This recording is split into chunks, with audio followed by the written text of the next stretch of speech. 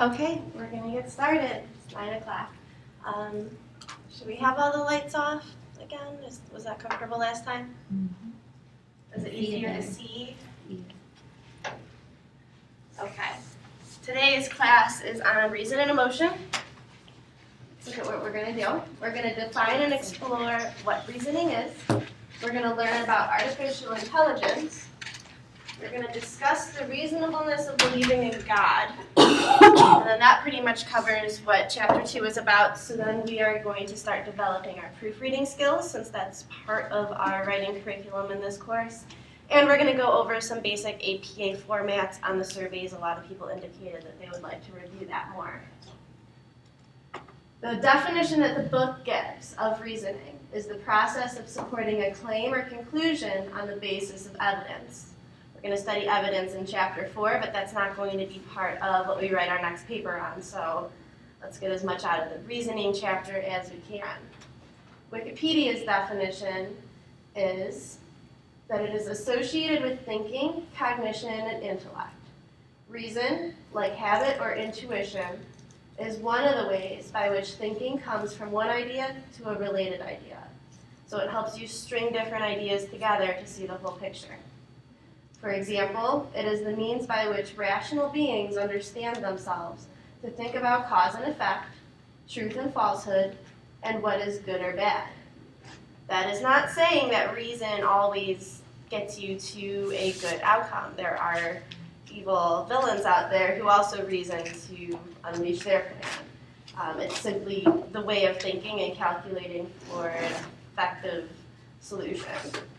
It is also closely identified with the ability to self-consciously change beliefs, attitudes, traditions, and institutions, and therefore with the capacity for freedom and self-determination. So this ties into some of the concepts that we talked about in our other classes, where there's resistance and denial as barriers to critical thinking.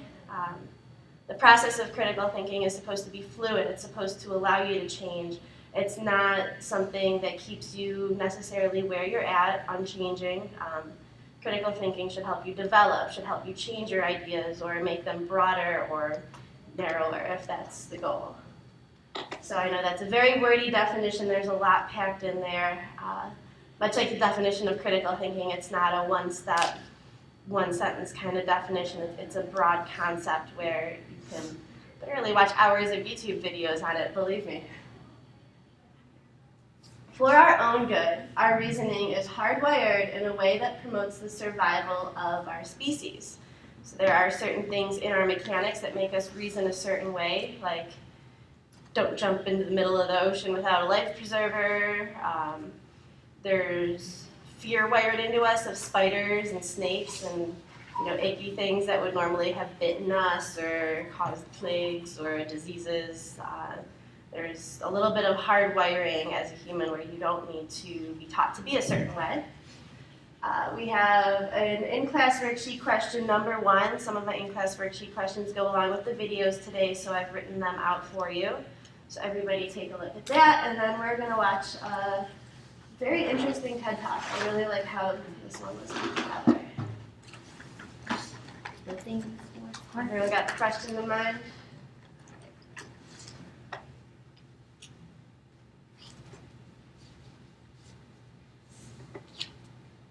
Stimuli for cuteness. Here's a pretty good example. It's important that we love babies and that we not be put off by, say, messy diapers.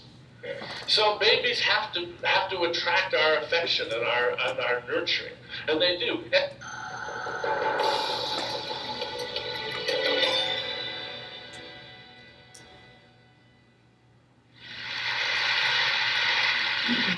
I'm going around the world giving talks about Darwin, and usually what I'm talking about is Darwin's strange inversion of reasoning. Now, that title, that phrase comes from a critic, an early critic, and this is a passage that I just love and would like to read for you. In the theory with which we have to deal, absolute ignorance is the artificer, so that we may enunciate as the fundamental principle of the whole system that in order to make a perfect and beautiful machine, it is not requisite to know how to make it. This proposition will be found, on careful examination, to express in condensed form the essential purport of the theory, and to express in a few words all Mr. Darwin's meaning, who, by a strange inversion of reasoning, seems to think absolute ignorance fully qualified to take the place of absolute wisdom in the achievements of creative skill. Exactly. Exactly. And it is a strange inversion. A creationist pamphlet has this wonderful page in it. Test 2. Do you know of any building that didn't have a builder? Yes, no. Do you know of any painting that didn't have a painter? Yes, no. Do you know of any car that didn't have a maker? Yes, no. If you answered yes for any of the above, give details. Aha! I mean, it really is a strange inversion of reasoning. You would have thought it stands to reason that design requires an intelligent designer. But Darwin shows that it's just false. Today, though, I'm going to talk about Darwin's other strange inversion, which is equally puzzling at first, but in some ways just as important. It stands to reason that we love chocolate cake because it is sweet. Guys go for girls like this because they are sexy. We adore babies because they're so cute. And of course, we are amused by jokes because they are funny. This is all backwards. It is. And Darwin shows us why. Let's start with sweet. Our sweet tooth is basically an evolved sugar detector, because sugar is high energy, and it's just been wired up to the prefer, to put it very crudely. And that's why we like sugar. Honey is sweet because we like it, not we like it because honey is sweet. There's nothing intrinsically sweet about honey. If you looked at glucose molecules till you were blind, you wouldn't see why they tasted sweet. You have to look in our brains to understand why they're sweet. So if you think first there was sweetness and then we evolved to like sweetness, you've got it backwards. That's just wrong. It's the other way around. Sweetness was born with the wiring, which evolved. And there's nothing intrinsically sexy about these young ladies.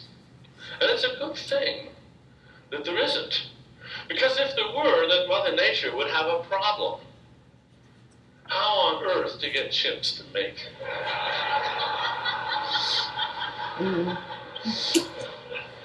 Now you might think, there's a solution. Hallucination. That would be one way of doing it, but there's a quicker way. Just wire the chimps up to love that look. And apparently they do. That's all there is to it. Over 6 million years, we and the chimps evolved our different ways. We became bald-bodied, oddly enough, for one reason or another. They didn't. If we hadn't, then probably this would be the height of sexiness.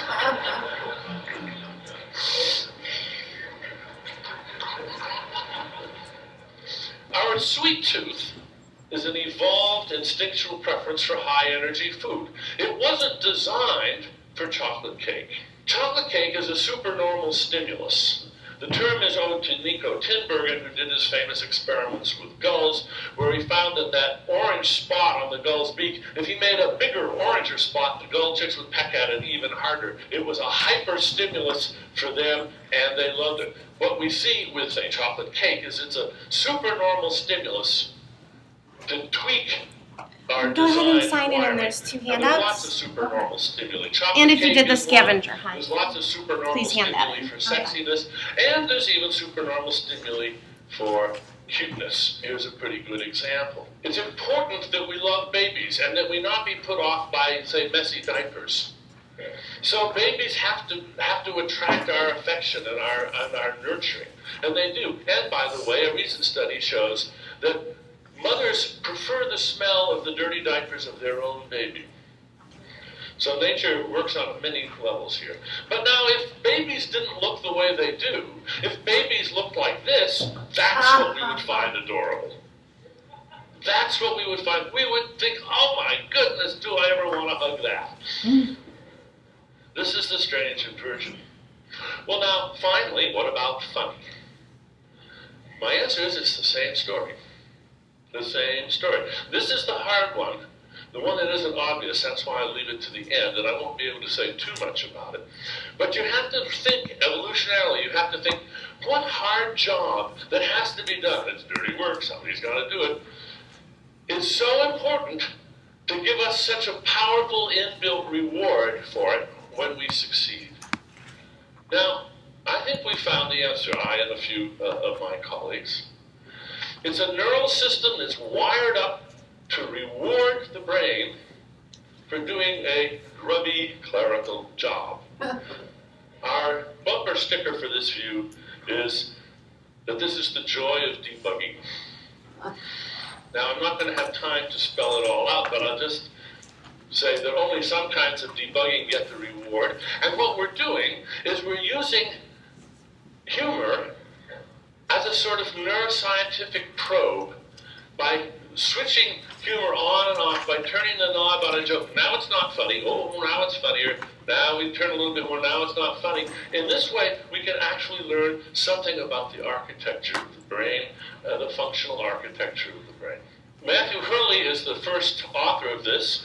We call it the Hurley model. He's a computer scientist. Reginald Adams is a psychologist, and there I am. And we're putting this together into a book. Thank you very much.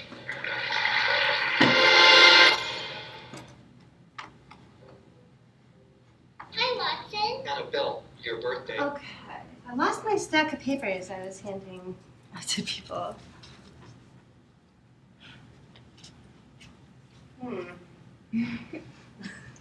So what I want you guys to get out of that is a realization that we're human, and there's a lot of things that go along with that for the survival of our species, for the survival of our children, our own selves.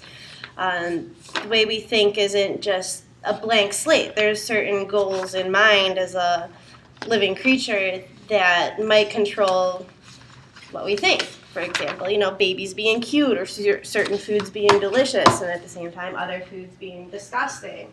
Tequila doesn't actually taste that great, and it's really destructive. So along those lines, keep in mind as you're thinking about the world and thinking about what's right, that you think those ways for a reason.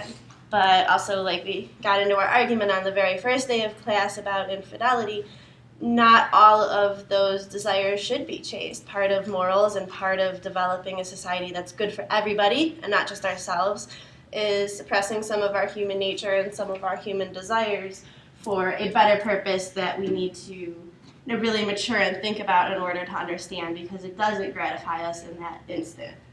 Our next one is about society developing. This one has questions 2, 3, and 4. Maybe my favorite video that I found today. This one is really good. I hope you guys like it.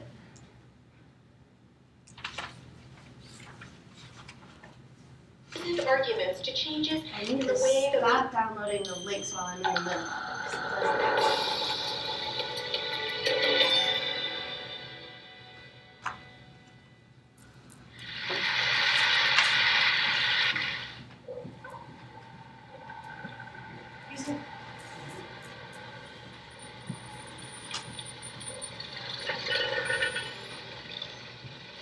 doesn't.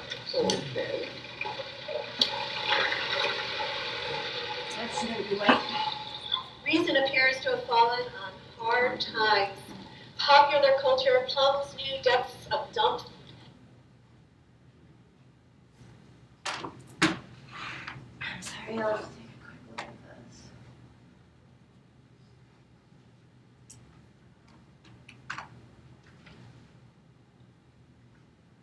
And political discord. Press away, like self-control.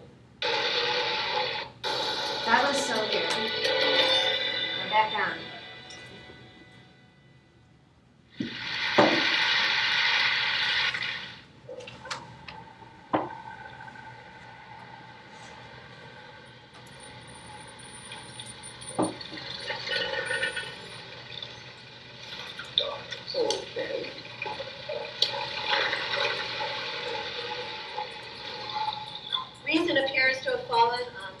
hard times. Popular culture plumbs new depths of dump, and political discourse has become a race to the bottom. We're living in an era of scientific creationism, 9/11 conspiracy theories, psychic hotlines, and a resurgence of religious fundamentalism. People who think too well are often accused of elitism. And even in the academy, there are attacks on logocentrism, the crime of letting logic dominate our thinking. But is this necessarily a bad thing? Perhaps reason is overrated. Many pundits have argued that a good heart and steadfast moral clarity are superior to the triangulations of overeducated policy freaks, like the best and brightest that dragged us into the quagmire of Vietnam. And wasn't it reason that gave us the means to despoil the planet and threaten our species with weapons of mass destruction? In this way of thinking, it's character and conscience, not cold-hearted calculation, that will save us. Besides, a human being is not a brain on a stick. My fellow psychologists have shown that we're led by our bodies and our emotions, and use our puny powers of reason merely to rationalize our gut feelings after the fact. How could a reasoned argument logically entail the ineffectiveness of reasoned arguments? Look, you're trying to persuade us of reason's impotence. You're not threatening us or bribing us, suggesting that we resolve the issue with a show of hands or a beauty contest. By the very act of trying to reason us into your position, you're conceding reason's potency. Reason isn't up for grabs here. It can't be. You show up for that debate and you've already lost it. But can reason lead us in directions that are good or decent or moral? After all, Hume pointed out that reason is just a means to an end, and the end depends on the reasoner's passions. Reason can lay out a roadmap to peace and harmony if the reasoner wants peace and harmony, but it can also lay out a roadmap to conflict and strife if the reasoner delights in conflict and strife. Can reason force the reasoner to want less cruelty and waste? On its own, the answer is no. But it doesn't take much to switch it to yes. You need two conditions. The first is that reasoners all care about their own well-being. That's one of the passions that has to be present in order for reason to go to work. And it's obviously present in all of us. We all care passionately about our own well-being. The second condition is that reasoners are members of a community of reasoners who can affect one another's well-being, can exchange messages, and comprehend each other's reasoning. And that's certainly true of our gregarious and loquacious species. Okay, so this is a really packed video, so I just want to stop for a second and talk about those things. The first one, self-preservation, definitely ties into the first one and about how we're hardwired. And then the second one is a slightly more complex concept of caring about those around you. Maybe it's your family, maybe it's your whole country, maybe it's the whole world. Then look at people with mental disorders like sociopaths and psychopaths. We consider it an actual disorder when we don't act in a way that's consistent with our own well-being. And because we are social animals, because we've evolved to depend on living in a group of humans, it's also considered a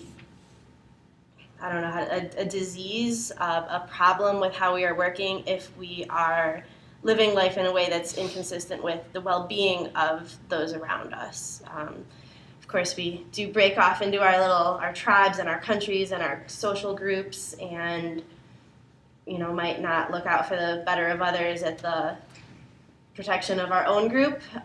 But in most ways, everybody has a sense of self-preservation and a sense of preservation for their group. So I want to point that out as one of the key characteristics towards reason, because those are the things that drive it. We talk very fast and put out a lot of information in this 15 minutes.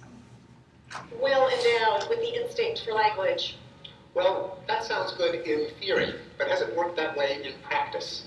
In particular, can it explain a momentous historical development that I spoke about 5 years ago here at TED? Namely, we seem to be getting more humane.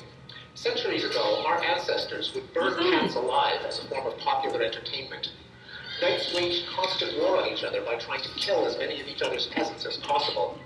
Governments executed people for frivolous reasons, like stealing a cabbage or criticizing the royal garden.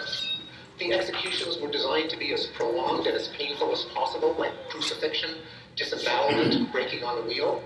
Respectable people kept slaves. For all our flaws, we have abandoned these barbaric practices. So do you think it's human nature that's changed? Not exactly. I think we still harbor instincts that can erupt in violence, like greed, tribalism, revenge, dominance, sadism. But we also have instincts that can steer us away, like self-control, empathy, a sense of fairness, what Abraham Lincoln called the better angels of our nature. So if human nature did change, what invigorated those better angels? Well, among other things, our circle of empathy expanded. Years ago, our ancestors would feel the pain only of their family and people in their village. But with the expansion of literacy and travel, people started to sympathize with wider and wider circles: the clan, the tribe, the nation, the race, and perhaps eventually all of humanity. Can hard-headed scientists really give so much credit to soft-hearted empathy? They can and do. Neurophysiologists have found neurons in the brain that respond to other people's actions the same way they respond to our own. Empathy emerges early in life, perhaps before the age of 1. Books on empathy have become bestsellers, like The Empathic Civilization and The Age of Empathy.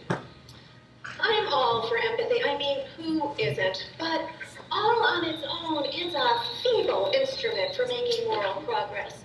For one thing, it's innately biased toward blood relations, babies, and warm, fuzzy animals. As far as empathy is concerned, ugly outsiders can go to hell. And even our best attempts to work up. Okay, so that's an important piece of this too, is, like I said, we're hardwired to like babies and the cute animals, but we also need to reason and develop ourselves into liking some of the ugly ones. Not many people are too fond of bees. They sting, they buzz, they get on your food, they eat the plants, but they are integral to our environment and we really need to start saving them. So I think the PR on bees has really heightened over the last few years, and environmental protection in general is trying to paint a better picture of animals that aren't necessarily cute or fuzzy, but extremely important to our environment and the preservation of our planet. I think that extends to groups of people as well. Differences can sometimes cause disgust over certain rituals. It takes a reasonable person to sort through what it is about themselves that make them not like that and realize that they need to respect those people as living beings who have just as much of a right to the planet. There was that video we watched last class where that guy talked about the concept of not being gay and not needing to sexually experiment to find that out, but at the same time having the utmost respect for people wanting to adopt that as their lifestyle. You don't have to try it, but you don't have to knock it either. So that is a way that we reason. We look at something that we don't do, that somebody else does, and we choose to respect it. We choose to live our life around it and allow everybody to do their own thing in that way. At least where it's not destructive or harmful to other people. That is the reasonable way to exist. Sympathy for those who are unconnected with us falls miserably short. A sad truth about human nature that was pointed out by Adam Smith. Let us suppose that the great empire of China was suddenly swallowed up by an earthquake, and let us consider how a man of humanity in Europe would react upon receiving intelligence of this dreadful calamity. He would, I imagine, first of all express very strongly his sorrow for the misfortune of that unhappy people. He would make many melancholy reflections upon the precariousness of human life, and when all these humane sentiments had been once fairly expressed, he would pursue his business or his pleasure with the same ease and tranquility as if no such accident had happened. If he was to lose his little finger tomorrow, he would not sleep tonight, but provided he never saw them, he would snore with the most profound security over the ruin of 100 million of his brethren. But if empathy wasn't enough to make us more humane, what else was there? Wait, you didn't mention what might be one of our most effective better angels. Reason. Reason has muscle. It's reason that provides the push to widen that circle of empathy. Every one of the humanitarian developments that you mentioned originated with thinkers reasons for why some practice was indefensible. They demonstrated that the way people treated some particular group of others was logically inconsistent with the way they insisted on being treated themselves. Are you saying that reason can actually... Yes, Is that for number 2? let me check it out.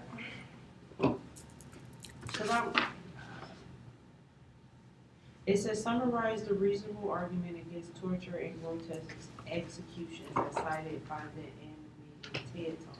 So will we be Yes. putting empathy in there or reason in there? Because it says like when it said in the TED Talk, Let's give it another 45 seconds or so and have me pause it if the answer doesn't come out. This question really does develop in the 7th minute and we're 20 seconds into that. So do you want me so to... with the reasoning of the empathy, that means and when they were stating in the video that we basically grew more empathy Yes. as we, as we grew as people. Yes, it's reasonable to see yourself as a living thing and then realize other things are also living things and to be able to relate to their feelings. And society developing away from these brutal practices is essentially helping you put yourself in those shoes to realize why it's wrong. This video says it in slightly different words. I'll back it up a couple seconds and we'll go through the 7th minute again. It is very wordy and the illustrations can be distracting, but I think that this will clearly spell it out for you. Okay, we're at 6:57. Of empathy. Every one of the humanitarian developments that you mentioned originated with thinkers who gave reasons for why some practice was indefensible. They demonstrated that the way people treated some particular group of others was logically inconsistent with the way they insisted on being treated themselves. And this also ties into the double standards that we were talking about. I asked you at the end of last class how double standards could ever be broken down, and we thought, well, that's just how society thinks of men and women in different cultures, and maybe they can't. But by raising an awareness of those inconsistencies and promoting empathetic views about them, we can start to break those down. We'll talk about that in a little bit as well. Are you saying that reason can actually change people's minds? Don't people just stick with whatever conviction serves their interests or conforms to the culture that they grew up in? Here's a fascinating fact about us. Contradictions bother us, at least when we're forced to confront them, which is just another way of saying that we are susceptible to reason. And if you look at the history of moral progress, you can trace a direct pathway from reasoned arguments to changes in the way that we actually feel. Time and again, a thinker would lay out an argument as to why some practice was indefensible, irrational, inconsistent with values already held. Their essay would go viral, get translated into many languages, get to shops and coffee houses and salons and at dinner parties, and influence leaders, legislators, popular opinion. Eventually, their conclusions get absorbed into the common sense of decency, erasing the tracks of the original argument that had gotten us there. Few of us today feel any need to put forth a rigorous philosophical argument as to why slavery is wrong, or public hangings, or beating children. By now, these things just feel wrong. But just those arguments had to be made, and they were, in centuries past. Are you Okay, does that spell out question number 2 for everyone? Is anyone stuck on? Yes. I don't, can you word it in a different way? Okay, let me look at it. How did reason help society progress away from all those bad things that we're about? Does that help?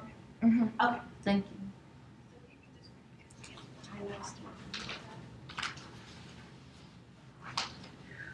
saying that people needed a step-by-step argument to grasp why something might be a wee bit wrong with burning heretics at the stake?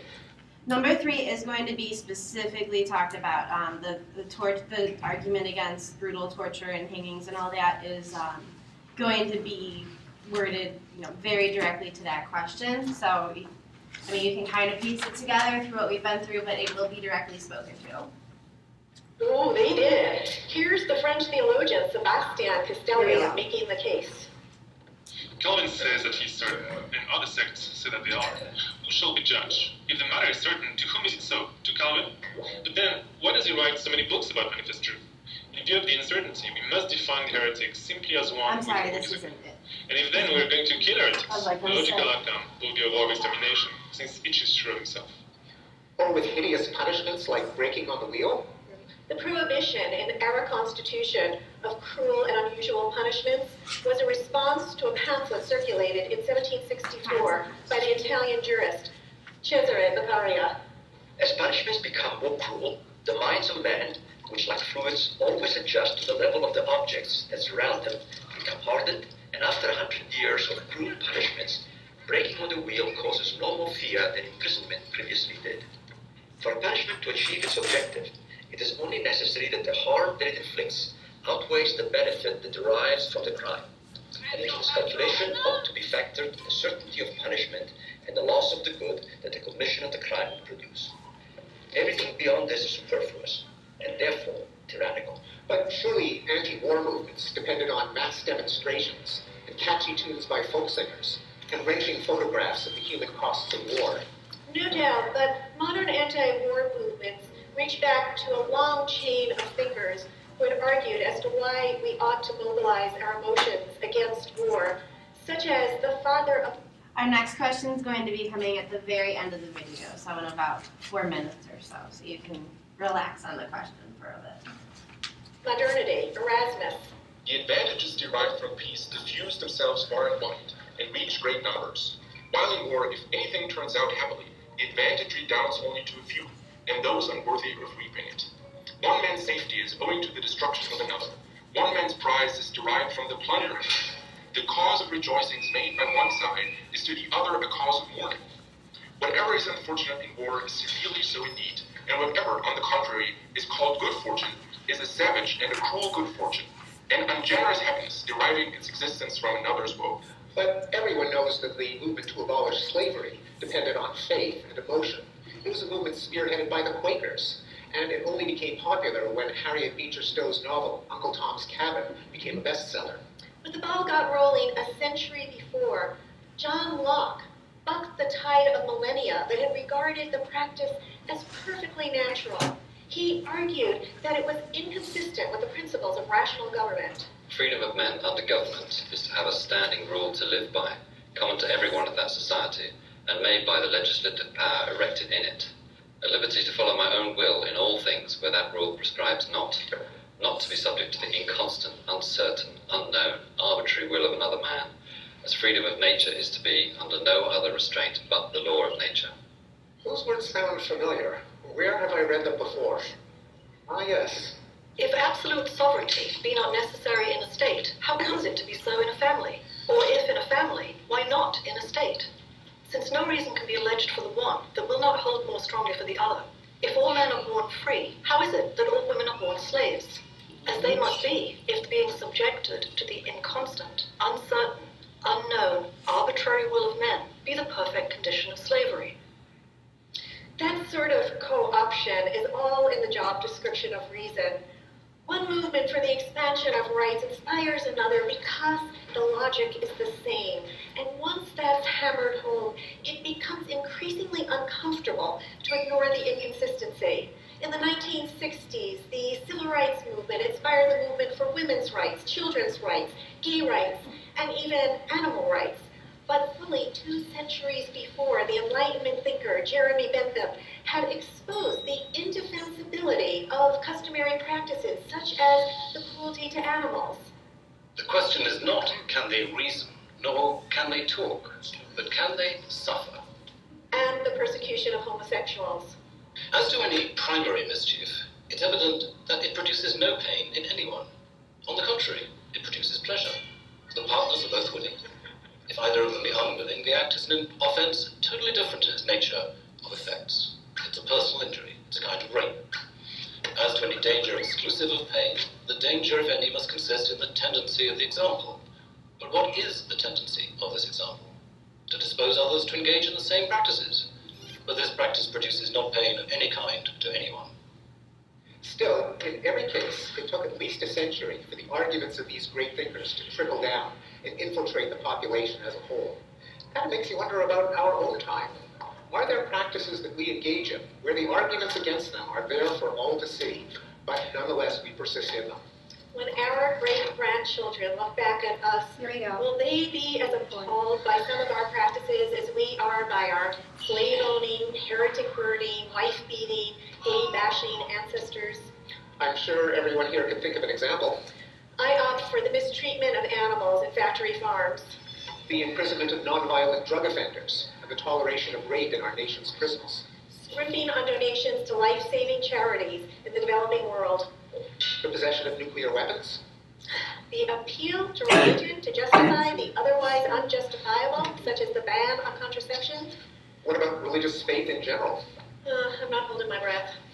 Still, I have become convinced that reason is the better angel that deserves the greatest credit for the moral progress our species has enjoyed and that holds out the greatest hope for continuing moral progress in the future.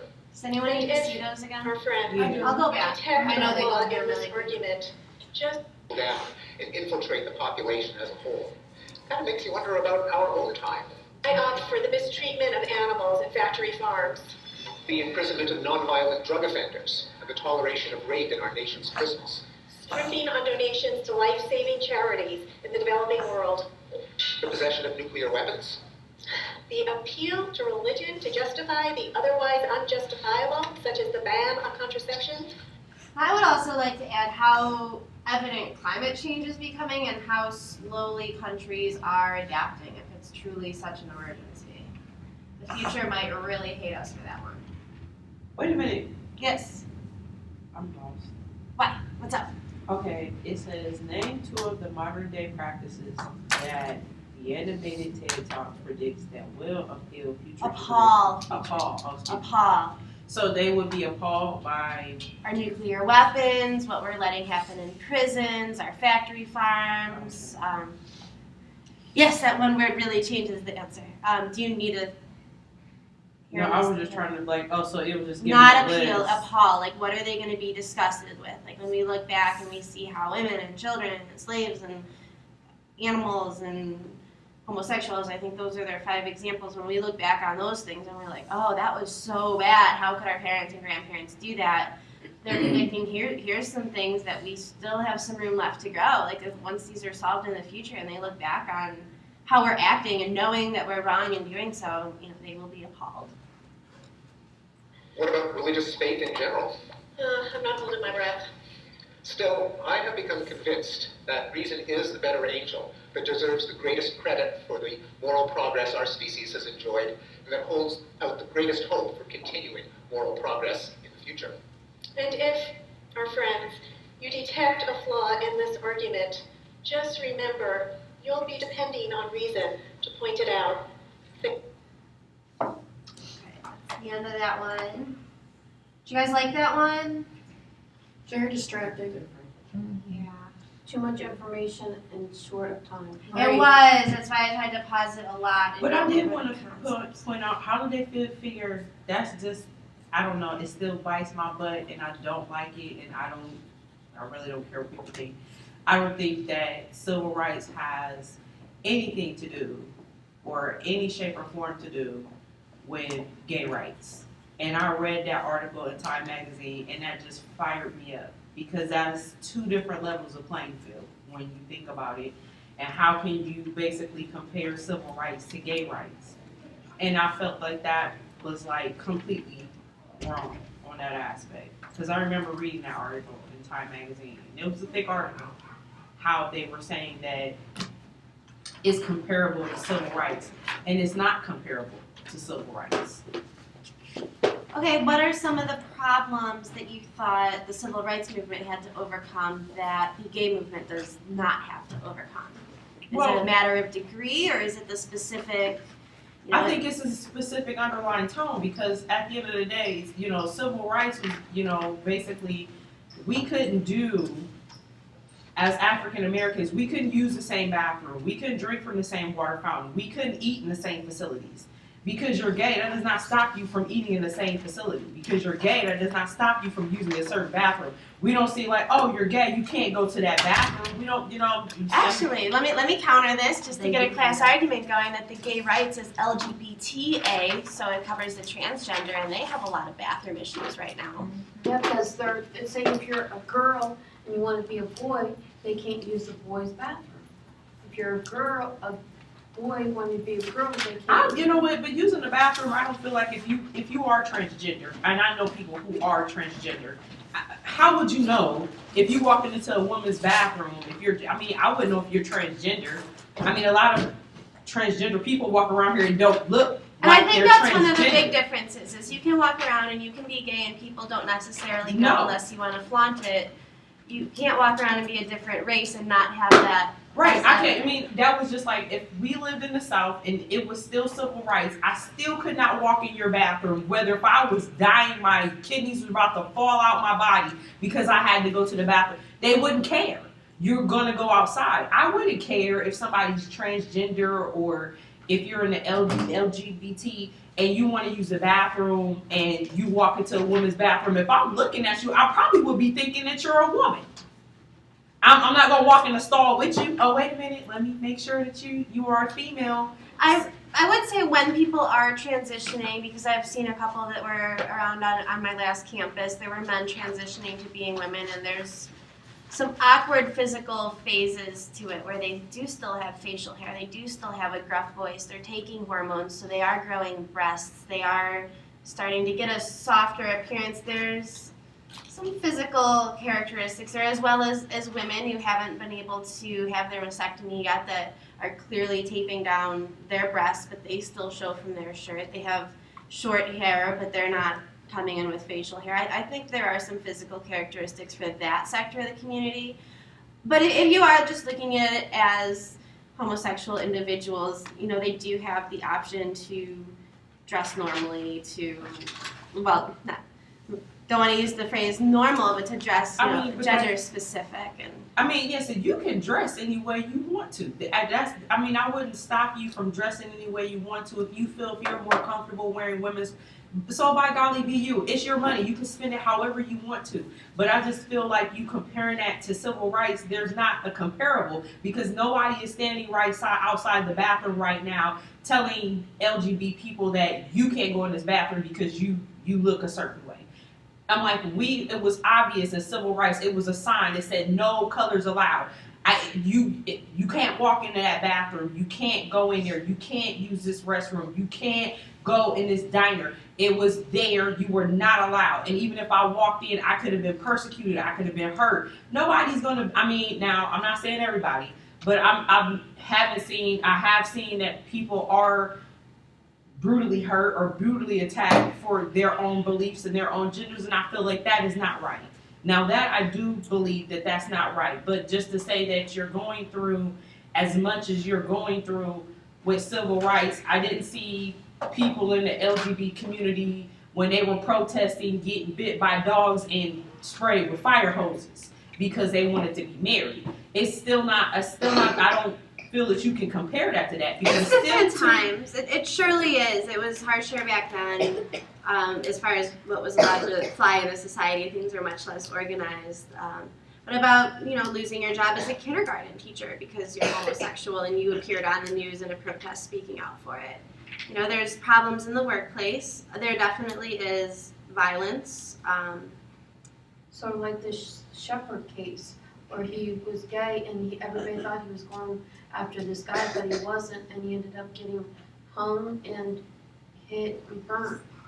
Now, and I don't need to convince you that they are the same, because they are not exactly the same, just for the sake, we need to argue in this class. We need to start working on our arguments. We need to bring in other points of view. Anyone else want to add to how these movements are either similar or different? No? No one attacking this one? Come on, this is a good one. Well, sort of like these kids that are growing up that want to that are transgender go into school and they want to use, say a boy wants to use a girl's bathroom, they don't want him to because they think that they're thinking bad thoughts. I don't necessarily believe that. I do believe that there should be it should be accommodation for everyone. I don't think that at the end of the day, because basically the LGBT community, you know what? It's not, to me, I look at it as like, that's what you do in the privacy of your own home. That's none of my business. What you do at home and who you love and who you choose to love, you can't help who you love or what you love. Mm-hmm. But I think at the end of the day, true to as being segregated or I don't think like you're segregated. I just think that it's just a world of people that they are ignorant people. I'm not gonna that's not gonna make me look at you less of a person because you like the same gender or you're in a transitioning from changing your gender. I'm not looking at you at your outside appearance. I'm looking at you as the person as a whole. You can dress up like a man or a woman. That's still not going to take away from you being a loving, caring person, because if that's what you are, that's what you are. Just because what you do in the privacy of your own home is none of my business, and it goes vice versa for me too. And kids nowadays that are transgendering or finding themselves, I'm all for that. But I do believe that there should be some accommodations. I do believe that if I have a child and I do have children and they choose to do that upon themselves one day, that's not going to make me love you any less. I'm not going to love you any less. And I still would, to this day, I wish somebody would put their hands on my child regardless of what they're going through, because then it's going to be a problem because you have no right to put your hands on anybody. But I do feel like if you are a young person and you are transgender, changing or going through that change, and I know it's a show on TLC with the young girl, Jazz. Yeah, she's a pretty girl. And she has her issues. I've watched a couple of shows, but yes, I feel like, should schools they do have private bathrooms at school. They can allow them to go to the bathroom, or if they feel like, it's thousands of bathrooms in schools. They build schools every day. They have private sector bathrooms for the teachers. I don't see why you can't let this child go to the bathroom because you could be putting their safety. It could be other ignorant kids that just want to torment and bully. But I'm just saying, if we're all adults and we know that you're at that crucial point in your life, and especially trying to transgender to a different sex for a teenager is difficult. So I'm thinking you're not hurting them for letting them use a private bathroom. That's not hurting them.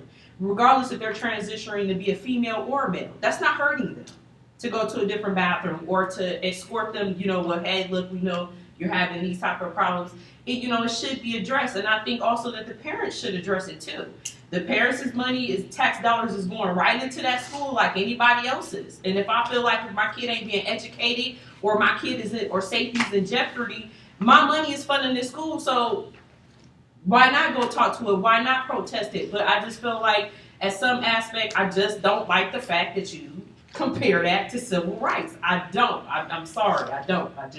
I don't like that fact. But I'm all supportive of them. I'm glad they are allowed to marry, because some of the things that I've seen that couples or partners have been together for years and someone would die and they wouldn't get nothing, and you built this home together and it's just snatched right from up under you. So yes, the rights, I feel like they should have those rights. If I've been with my partner for just as many years and we've built this home together, and now that this person has died, their family can come in and just take everything and leave me out in the cold. I don't feel that that's fair. It's all aspects of it, but I think at the end of the day, I just don't like the fact that you comparing it to civil rights. That's just, I don't think it's the same cup. Okay. I think it's the same issues. It's some in the cup. I do, but I don't think it's the same cup. It's not the same cup. Okay, thank you for sharing. I'm really glad that you have feedback on that. If anything, it might be good to. It's definitely a more accepting society now, decades later, and part of it has to do with the more stuck-up generations passing away and the more liberal generations. Right now we have the baby boomers. They were all about free love, so they should be able to break down those barriers. They help break down the race. Not all of them, no. But a good enough amount to Well, here, let's look at this next slide about reason and contradictions. This is taken right out of the video that we just watched. Oh, I'm sorry, guys, that just came out. Did you get your handouts and everything? Okay. Reason and contradiction. This is about how reason helps change people's minds. Because people are generally bothered by contradictions, they are susceptible to reason. Stated differently, once reason is used to show the unreasonableness of a practice or way of thinking, people are persuaded to change their views. Because if they don't change their views, they have to go on knowing it's wrong. So this is where I wanted to tie in with the double standards from last class. We had mistreating Islam versus mistreating Amish. We had promoting the sexual promiscuity of boys but discouraging it in females. We had, really just being outraged at the fact that we want girls to look like Barbie, but we let all our action figures look, in a way that you couldn't achieve without steroids. Breaking these down, once these inconsistencies are pointed out, those holding such views will have to either change or go on with the awareness that their own way of thinking is flawed. The slides are definitely available, but this is something that I want to tie into our quizzes, our tests, and our writing, so do please take this idea away from what we just worked on. I'm going to be switching topics now. Hold on 1 second. Oh, it's okay.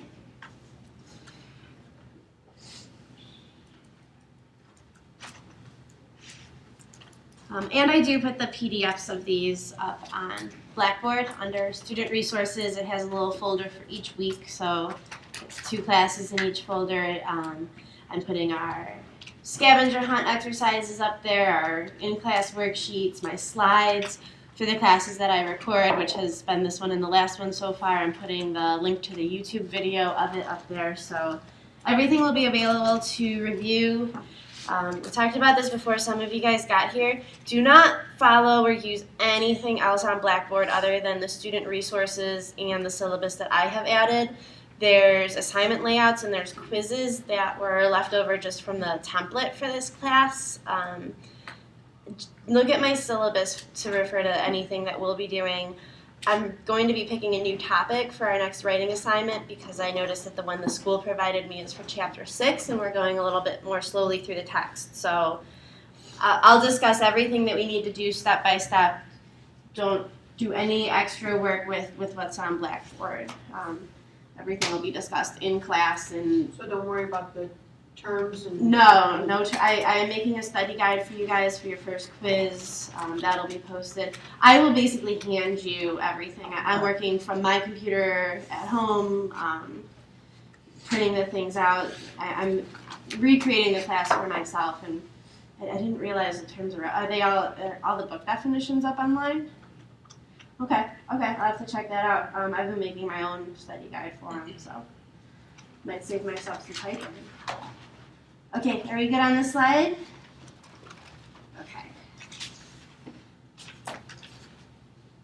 I'm actually going to put the light on, and I want to do this next question on the whiteboard with you guys. Next topic is artificial intelligence. I'm sorry? This is Walton. I seen that. That is so neat on a commercial. We're going to learn all about him. But for our first question, I want to talk about what makes us human. I like Siri. I like her. Hey, Siri, me.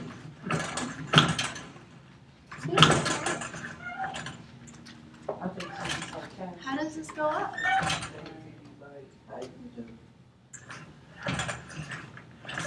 What's the magic trick to get this to... So you might not be using the whiteboard. How do we push it down all the way? All the way?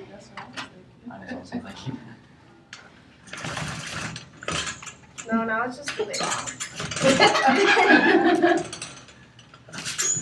There we go. All right, that's enough room. All right, so I've put a couple up there on your page. what makes us human. It doesn't have to have anything to do with computers. Just think about humans, maybe as opposed to animals, maybe as opposed to rocks. Why are we human? Ability to love. I put that on there, didn't I? Yeah. Well, other than those, come on. There's definitely 15 more things we do that a rock doesn't. Brain. So a physical body part. Emotions. I'd like to make that a little bit narrower because emotions cover a lot of things. We cry. Mistakes.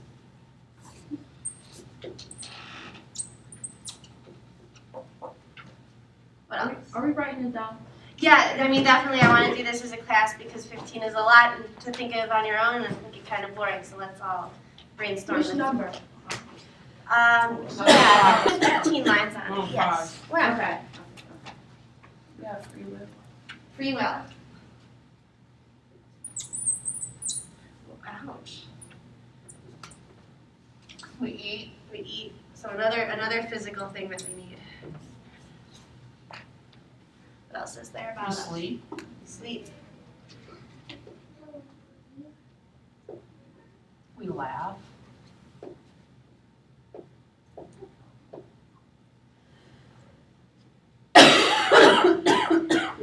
What is laughing? It's a joy. It's a feeling.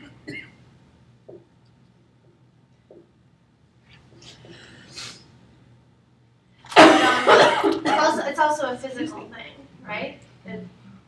So it's these things connecting with our body.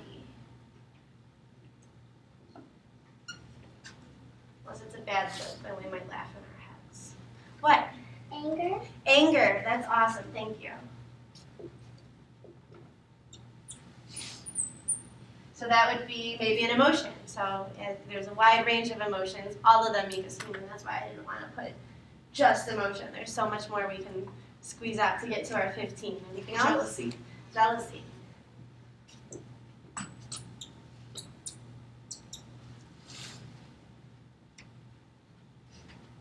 Or greed. Greed.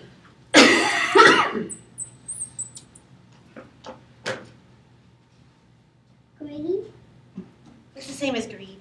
Let's see. Wanting everything for yourself, right? Let's see.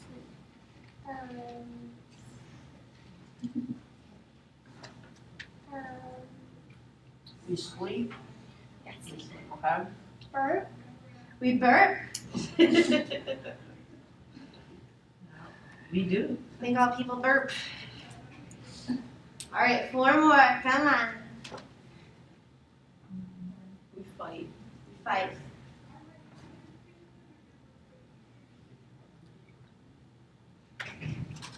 Tell me a little bit more about fighting. Arguing. So that includes arguing. So that would be between each other, right? 2 different people. So what else can a fight be? Physical. Or Mental. Verbal. Or That are- hurting. That's physical. can we fight with ourselves? Yes. Yeah. All right. What else? Yes. We can help others Yes. Why do we help others? because it's helpful to help others who are hurt and who are bleeding. So we do it when they're hurt and when they're bleeding. So in that way it's to repair their physical body, right? What if they can't get a math problem done? They ask someone. And that person explains it to them, right? They teach them so we can teach people. And mental, if someone's having a problem mentally, you can give them advice.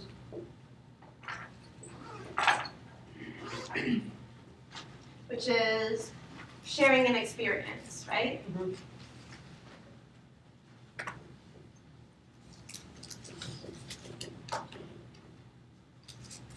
Okay. 2 more. 2 more, guys. Did you have another? What is it? Let's see. We be kind to other people. Okay, kindness.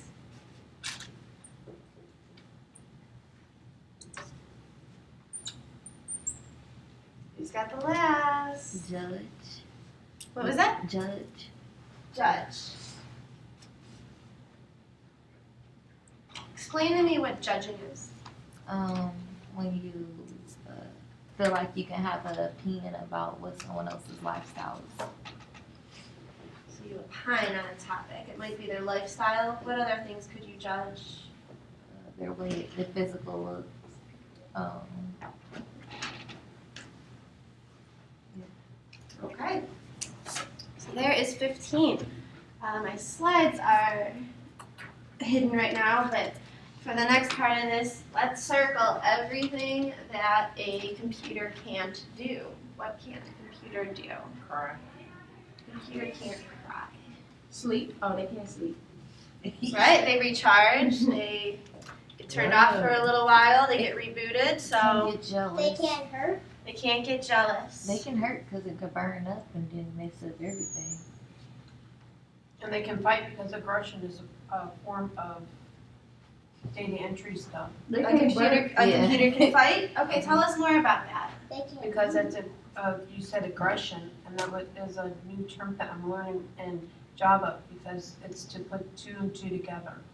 So if they have two conflicting things and they need to work it out. So will they fight with another computer if it's not compatible, or do they only fight with themselves when their own information is inconsistent? You can fight with others because of say you're trying to download from one computer program to another one, you And it can't. doesn't work. So our computers can sleep, They can't eat. they can fight. They eat electricity. Mhm. Right. And data. They can't burp. They can't burp. Thank God for that. They don't have free will. Nope, because we make them do everything. Oops. They can help. They can help. Physically, Mhm. like a robot? What about teaching? Yes. Yes. How about mentally? Can they give you advice, or can they look up experiences and tell you about those? Okay. Yes. And they can do mistakes too because they can tell you if your grammar's messed up. They can't judge. They don't have their own opinion, Suri does, my God. Technically not their own, something programmed. so as they don't judge the way you do. Right. They don't look at their own opinions. They just piece together what's available. Right. I agree with that. They can't laugh.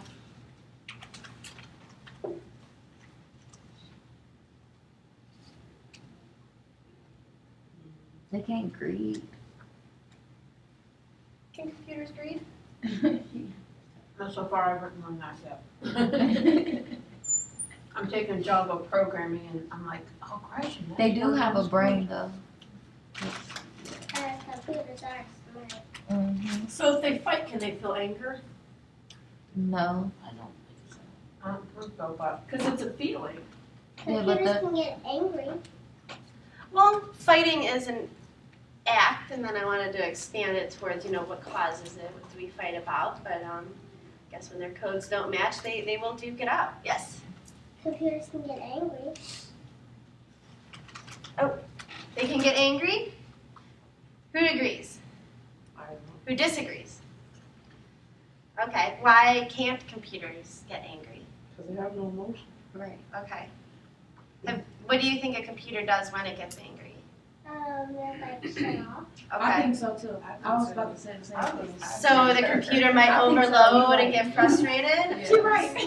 Okay. But I mean, but that wouldn't we be bring it every anger. day? That wouldn't be anger. If a computer is overloading and freezes up, that's its natural trigger to shut down. Anger. Can that happen to people? But that's not anger. That's just Is overload. that the same thing that happens to people? Yes. You got 6 people in your line. One's hitting on you. Someone's getting slushy all over your back. Are you overloaded? Are you shutting down? Okay, I'm gonna vote on that.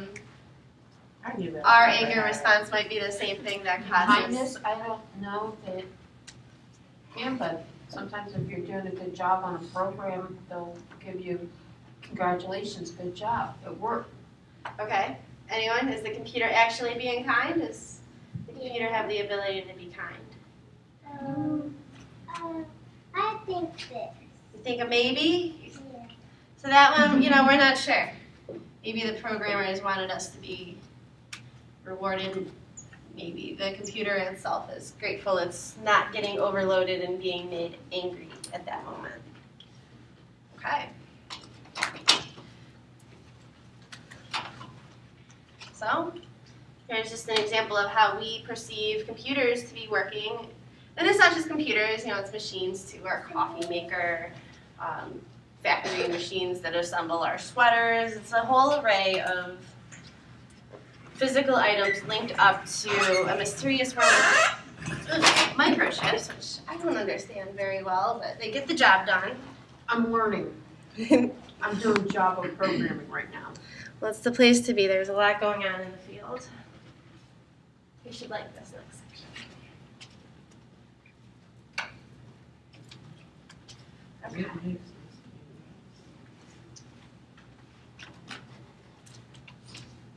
good with this? IBM. We're going to learn about Watson. Watson. Oh, look at IBM trying to set their game up. You are watching Cold Future Well, they did good on A note this. to the viewer. I don't usually say this, but it's imperative that you pay attention to the entirety of this production. What you're about to see may very well be the future of computing and may affect you directly in the future. That being said, please enjoy the production. Since the dawn of our modern civilization, humans have been pushing towards something. We've continuously been creating tools to make our lives easier. Tools to help us build, survive, and thrive within the circumstances of the age. Tools such as language, mathematics, and science helped build early society. And of course, sometimes greed and the love of power did get in the way of this concept. But the creation of new tools never stopped. Directly after the Great War of the 20th century, we saw unparalleled prosperity and more positive changes to society than ever before. And a few decades later came the tool that truly changed the world, the microchip. As the Industrial Revolution expanded human ability in a physical sense by amplifying human strength, the microchip revolutionized and amplified the power of the human brain. We then saw the pace of technology increase at a brand new level. Even during the decades of conflict, a new age of rapidly evolving applications for the microchip came to fruition. After this, the internet shrunk the world and consolidated all of humanity's information in one place. All of our history, thoughts, and ideas were put together and coupled with a dynamic experience featuring real-time interactions between individuals, communities, and even political figures. Currently, we live in a time like no other, and we all know it. But what tool is next after the internet? What is the next game-changing type of technology? As we fast approach the middle of the 2010s, it's clear that we've had plenty of new emerging technologies. Such advances have seen 3D printed houses, food, and most recently, and probably most surprising, 3D printed human body organs. In addition to this, we've seen a new type of legitimate, decentralized currency without a Federal Reserve to taint it, cryptocurrency. We've also seen the rise of the ultralight drone.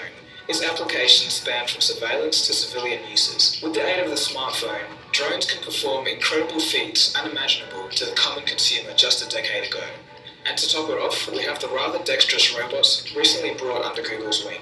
But what if I told you that all of this paled in comparison to the implications of the next wave of technology? And why is that, you might ask? Well, this next technology was designed to operate like the human brain. Let me bring this to you in the form of a question. What if there was an artificial intelligence machine so powerful that it could take any information and quickly learn everything there is to know about that information and then give you relevant answers to naturally asked questions backed by reasoning? In other words, extremely advanced machine learning that results in reasoning.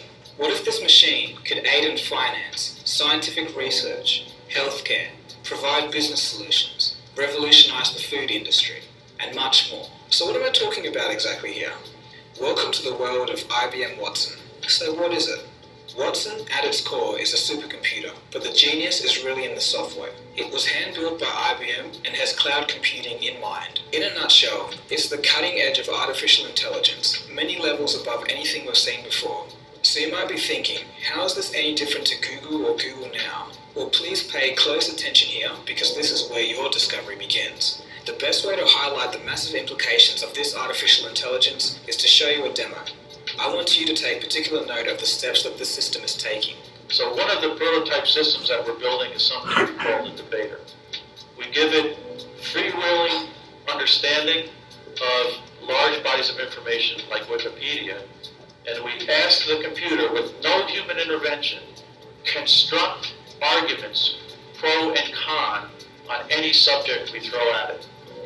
And the result of that is what I'd like to show in the demonstration now. So as I said, we can throw any subject at it. I've chosen some here. Let's just pick the first one. So it will now look for all the literature and try to understand as a computer what's a pro and what's a con for violent video games. Let's roll the first one.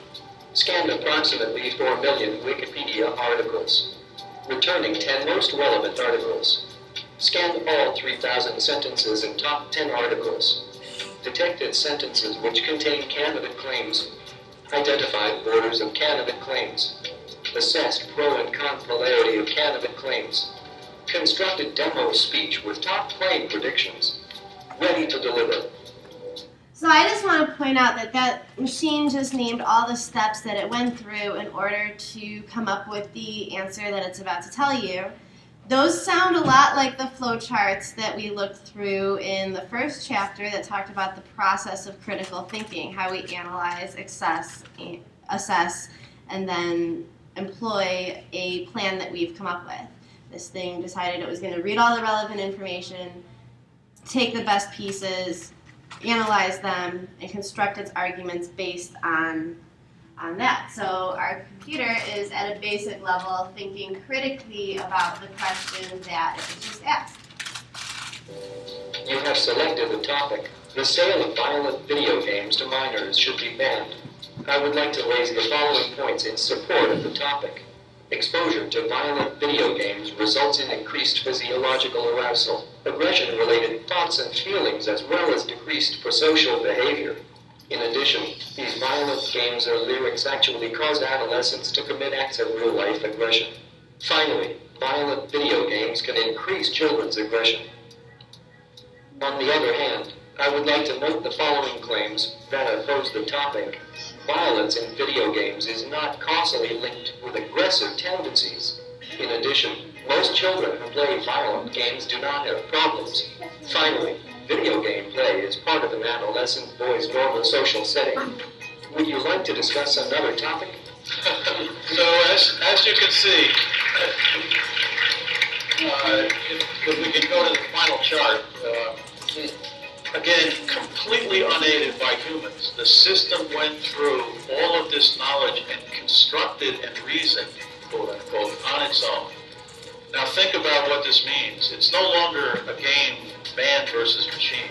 It's man and machine reasoning together. I believe this is the future. Thank you. Thank you. Thank you. So that demonstration was pretty cool, but it's just the beginning. The thing that's most incredible about IBM Watson is what it can do without the internet. Like what, you may ask? How about beating 2 Jeopardy game show champions? Watson had no help, no internet. The computer was asked questions in the same way as the guests and at the same time as the guests. You are right. What is violin? What? Who is the church lady? Yes. Watson. What is narcolepsy? You are right, and with that you move to $36,681. Who is Brown Scorer and the wager? Yellow, $17,973, and a 2-day total of $77,147. I would have thought that technology like this was years away, but it's here now. I have the bruised ego to prove it. My past Jeopardy experiences have been great, but they weren't really weighty with this kind of technological, philosophical importance. I think we saw something important today. And that was 3 years ago. The system is much better today. So much so that in February 2013, IBM announced that Watson's first software system application will be for management decisions in lung cancer treatment at Kettering Cancer Center. It has shown that treatment 1 has a 95% confidence of being effective, whereas treatment 2 is only half that. Is this so obscure that you would have needed Watson for the diagnosis and treatment, or would oncologists come up with the same treatment? In fact, this is such a new discovery of this particular mutation, and it's a relatively new drug as well, that my guess is that many oncologists may not be quite up to speed yet. Watson has been so accurate that today 90% of nurses in the field who use Watson now follow its guidance. For a first application of a new type of technology of this nature, this success is almost unheard of. All of this recent progress was somewhat unexpected, but Watson as a tool will only grow in application and power as time passes. Let's take a look at one more application of Watson before we break it down and see what this all means and how this technology might be relevant to you in the future. From traders at Citigroup, the bank hired Watson for his first foray into financial services. So what does the big bank expect to get from the Trivia Whiz? The Toronto Star says the bank will use Watson to take in everything from information about customers' profiles and banking activities to corporate quarterly reports, analyst reports, regulations, credit ratings, government securities filings, and the institution's own rules. It could also gather intelligence from online news reports, blogs, and Twitter feeds. There's a lot to take in, but the bottom line is that Watson is showing some very real promise of giving accurate answers to anything if you give it information or study material, if you will. All of this being said, there is a touch of concern among some. Watson displays ability to give reasonable answers in the fields of expertise that would otherwise require years of industry experience. Although today Watson is still a tool and a guide, the obvious question is, could Watson replace expensive employees that are currently within the same area of operation? Even though many said the same thing would happen with the microchip in the 1970s, nobody can know this for sure. If the job depends mostly on research and reasoning, it could very well be a possibility. The technology behind Watson is very exciting due to the fact that in November 2013, IBM announced that it will make Watson available to software developer providers. This enables them to build apps and services that are embedded with Watson's capabilities. In short, Watson may be coming to a mobile device near you, using the cloud of course, and in fact it's already on iPad for the medical professionals mentioned earlier in the video. In a previous episode of Cold Houston TV, we've seen just how large Google became by providing the service of easy-to-find information. Imagine providing the service of accurate answers to all information. The implications of such a powerful tool are both exciting and confronting at the same time. But what can we take away from all of this? Looking at the wider picture, although Watson is smarter than a human, it's not necessarily more intelligent. After all, humans built Watson in the first place. So, that's all the latest information on the greatest artificial intelligence to exist on this planet today. Watson may just be the most advanced tool we've created yet. Let's see what changes it causes within society in the future.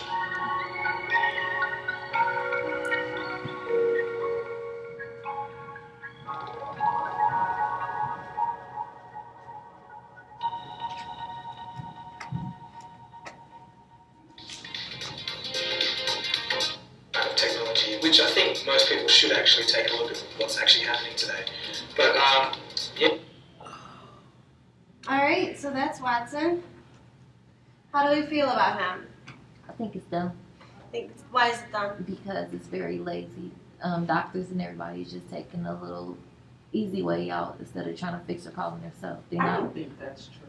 They're not really using their brain for real. I understand it's a human-made object, but I just feel like if you're going to school for this, you should know it. It shouldn't take for no machine to, hook up to solve your Like problems. how they make you show your work on math tests, Yeah, even though like- you have a calculator. Right, like we should already know how to do this regardless without a calculator. Like it shouldn't, they shouldn't do it like that. Because look, that misfires. Like anything can happen, and then what are you gonna do? Who are you gonna blame that on? Do you think our future generations of doctors will lose their own medical reasoning and reliance? Technology is really taking over. Well, yeah, because what are they going to do if something in the computer system breaks down? Right. They're going to be like, oh, well, I don't know what to do.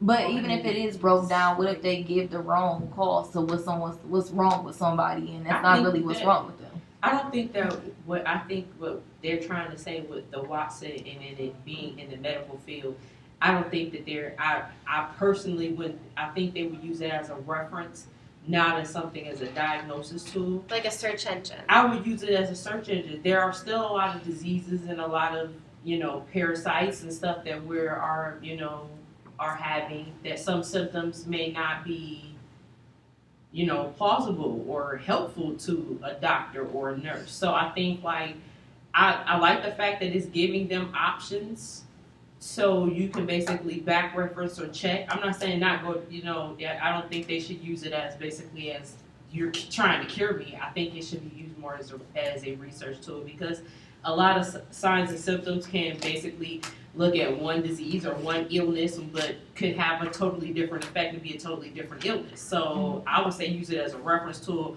not as a guide to do your job. But I think I do think Watson is cool, but I think at the same time too, that just shows right there where we're creating things to better ourselves, but also creating things to set us back at the same aspect. Because if banks are going to use Watson's, and healthcare is going to use Watson, and then eventually it could possibly take over, so then that's leaving a lot of people without jobs. So that's just kind of like you looking at the factor, like if you're not educated or in a certain position, or you could basically be, that's just us showing the way of how we're phasing our own selves out using artificial intelligence. Any other comments on it? So we talked about reasoning being hardwired into humans based on our survival needs, based on the way our species lives amongst each other. Watson doesn't really have any needs. We program him and plug him in. Do you think computers will get to the point where they do think and want on their own? Yes. Yes. How would we know? They probably already got it somewhere in the scientific world. I just refer back to what's the movie AI, when I love that movie, and they, us as man, we created those androids and droids, and just like he created the little boy to love, and that's all he cared about was his mom, and he had a mind like a child even though he was a robot. So I think at the same time it's just like, I believe that we probably will create something that'll think and do and walk in a physical form and look human or be creative. But I think too that could be a backfire, because if Watson can sit there and think better than a human being, and you trying to implicate reasoning with a robot, I think that it could probably backfire against us. Because, if you've given them access to all of this literature, all of this knowledge, that even as we as humans can't all consume, how are you not going to try to contradict us at one point in time? That's just like a child learning to be defiant. We teach our kids when they come, how to care, how to love, how to eat, how to grow. So at one point in time, when your child hits a certain age, they do become defiant. So it's just like a child. It will become defiant against us. To do that, I think it would have to be self-aware, to actually feel happy or feel greed, and not just put on its happy program where it makes cute noises and shows a smiley face. Where is that fine line between it just displaying the emotion to us because it's programmed to, and it actually feeling it in the way we do? How will we know when that line is crossed? How will we know when it's that case and not just such a good replication that we can't tell? Also along those lines, what if it always is just a hollow program but otherwise is indistinguishable? Are we going to have a computer as our best friend, as our spouse, as our, just someone teacher? I guess you don't need the same emotional connection, but counselor, would that be as valuable? We can get the same feedback, it can do everything a human would do, but if there's no reciprocation of it actually feeling and it's all being faked through programming, it's not cool. Is that destructive to our species? If we start replacing... reason from a spiritual point of Yes, view. thank you. I don't believe that's going to happen because I believe we are currently, right now, living in the last days. Okay. And although we are getting smarter with technology, I don't believe that God is going to let that happen. Okay. And that's just my belief. Okay. So we have souls? Yes. Nothing we build can have a soul. I don't believe that. Okay. What is a soul? A soul is it's what makes you alive. I mean, it's your whole body. It's So not it's- your body. It's not the physical body. It's your Five senses. it's your. What's the difference between killing somebody and throwing your computer away? You don't have a soul for that person. I don't know. Well, it's a big difference. I know.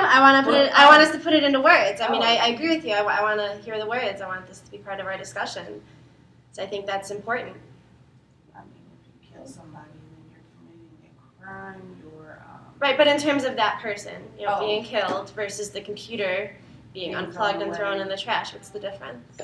Technically, there really isn't. Now that you say that, if you're killing a person, you're taking away a life, a father, a friend, a son, a brother, a grandchild, an auntie, an uncle, a mom, a dad. Just as much as I think if you throw a computer away, if you've had that computer for years, you've got lots of stuff on it. So you just can't just throw a computer away. So I think one thing we get out of memory is that they record our lives. They're witnesses to what we do. They've seen everything, and saying that might be a little bit like us having dumped our last 10 iPhones worth of pictures into that computer. Right. It's holding it for you. I mean, yeah, but that's the same thing as a person. That's memories. That's emotions, love, affection. So you have this computer that's holding all of your memories, personal emails that you sent to people that you've kept, your profile, your banking information. You just can't throw your computer away without removing everything that's personal on your computer. I mean, you can't throw it away and somebody might find it and use your stuff. But Okay. I think it's kind of, I mean, they do kind of, they So mesh those are together. similarities, differences. But it's not interactive. It's Okay, it's not there's a soul. difference. Yeah, there is a difference. It doesn't interact with you, but it does things for you. Okay. So, but a human being interacts with you. They hug you, they hold you, they kiss you, they talk to you. You express anger, you express joy. So, I guess they would. The only difference is not expressional. It's not giving. It's taking, not giving. Okay, good. So, any other comments about what might happen if we can build even stronger emotional bonds with pieces of technology rather than human beings? I mean, I believe people have already done. Yeah, Because yeah. look, we have our phones in our hands 24/7. I mean, We get on the bus, we don't speak to each other, you just look. And Does the phone matter if there's no other humans around though? There's no people making the Facebook posts? Well, then you look at people go out to dinner. They have their iPhones and they're sitting there tweeting and they're not communicating with each other. That's why some restaurants, they will take your cell phone and say no cell phones at the restaurant. I ain't never heard that one, but It's up I in do New York believe City. They will not serve you if you have your phone. I agree with the introduction of technology and the World Wide Web has secluded people, you don't really necessarily have to leave your home nowadays unless you want to. You can work from home. You can purchase groceries from home. You don't have to interact with human beings unless you don't want to, which is the scary part about it. Because human interaction is something that we need. And I feel like, even if you are, and to a lot of people that are loners and who live lives through the internet, and a lot of people do that. They make their own little memes or little peoples, and you can go into a private sector and interact your life. I feel like us as human beings, we all need contact with other human beings. That's just, it's social. We need to have that social. I believe that the World Wide Web has killed that, because I can walk down the street and walk past 50 people. If my face is in my phone, I don't see you, nor I look at you, nor I make eye contact with you. I don't have to. And I feel like, you know, that takes away, not only does it take away the interaction, but it also takes away the education, because now everybody is tweeting, texting, they abbreviate everything. They don't write out anything, because I know that I'm old. Like, what is that word? That who? What? And I gotta ask my kid, what do that say? So I do believe that it's a good thing having the web, and I think it's a bad thing because it do take away human interaction. There's something that we need. It don't make people think, because you know they're so quick to go to the internet and get the answer instead of brainstorming or just sitting there thinking about it. It's quick to grab the phone.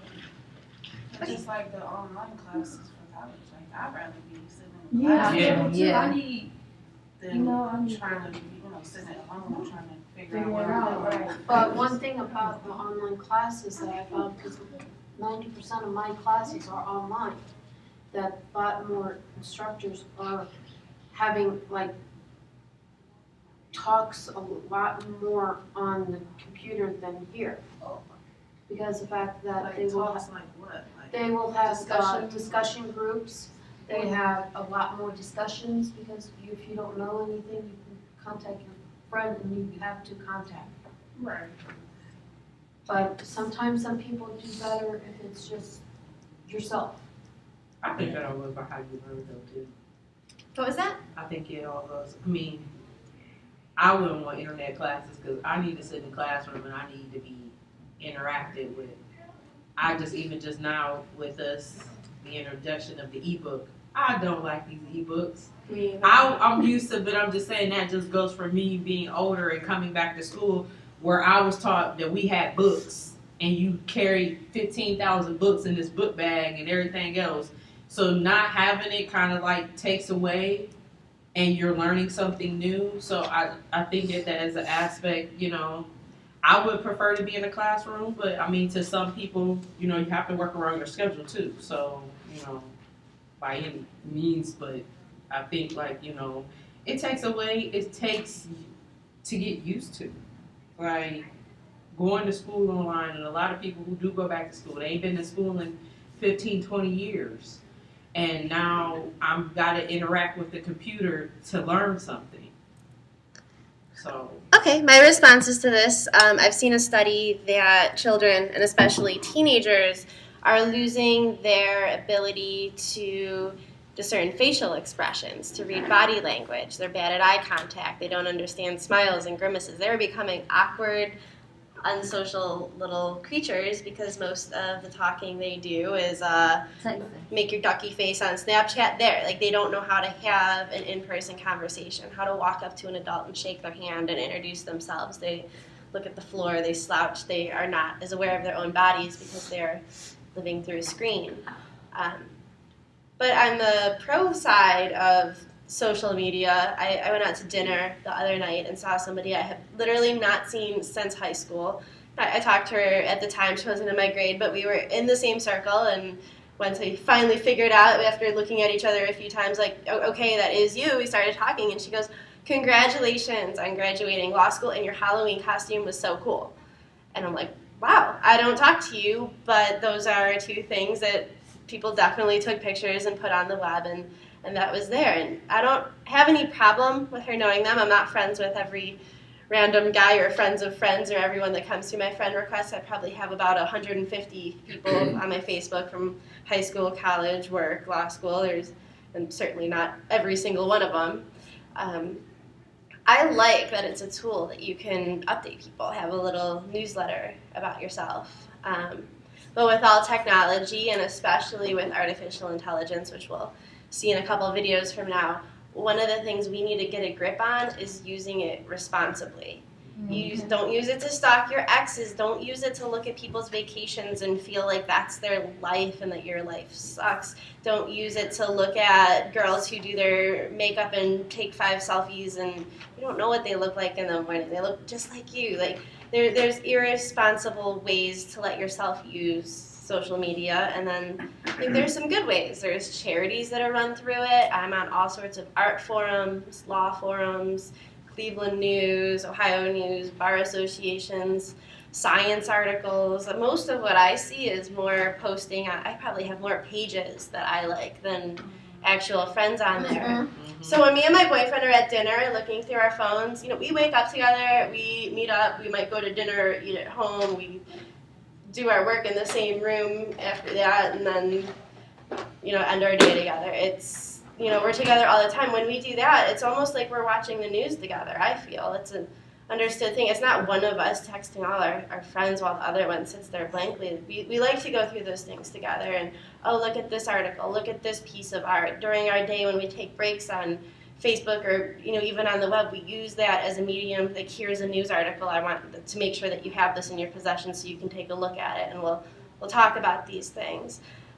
So it can be used to ignore people and block out who's in front of you, but I think it's social media, and it's something we can do together. But there's also positive and negative ways to socialize when you're in person. You can bully, you can be mean, you can judge, or you can reach out to people to go talk to that stranger at the bar or the party that you've never met that looks like they're in an inviting group.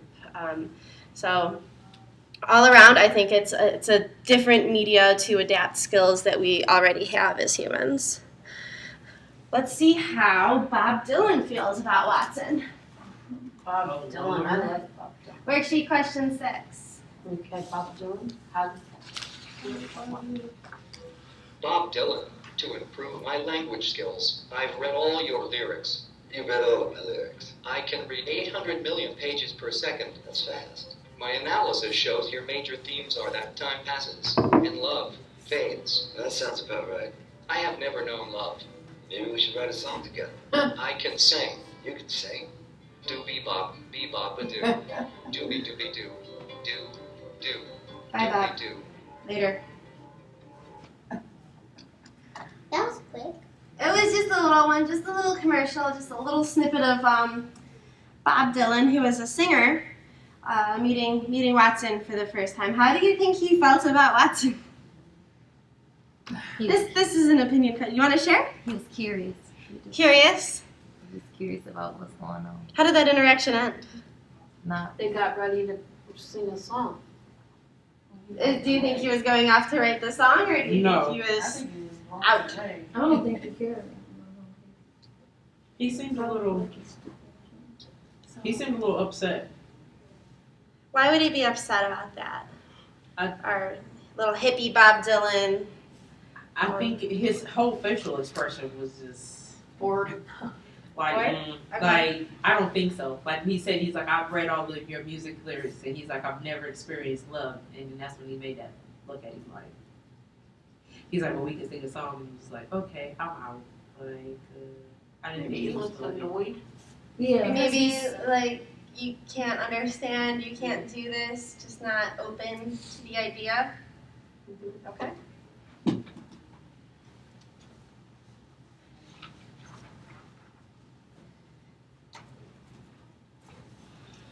All right, here is another video about the applications of artificial intelligence, or at least our advanced technology that is slowly getting us there. Pay attention to the video and name 3 uses for AI that this video displays. You may not realize it, but artificial intelligence is all around us. We rely on smart machines to scan our checks at ATMs, to navigate us on road trips, and much more. Still, humans have quite an edge. Just today, 4 of the world's best Texas Hold'em poker players won an epic 2-week tournament against Yes, an advanced computer program. The field of artificial intelligence is pushing new boundaries. Ari Srinivasan has the first in a series of stories about it and the concerns over where it may lead. It's the latest report in our ongoing Breakthrough series on invention and innovation.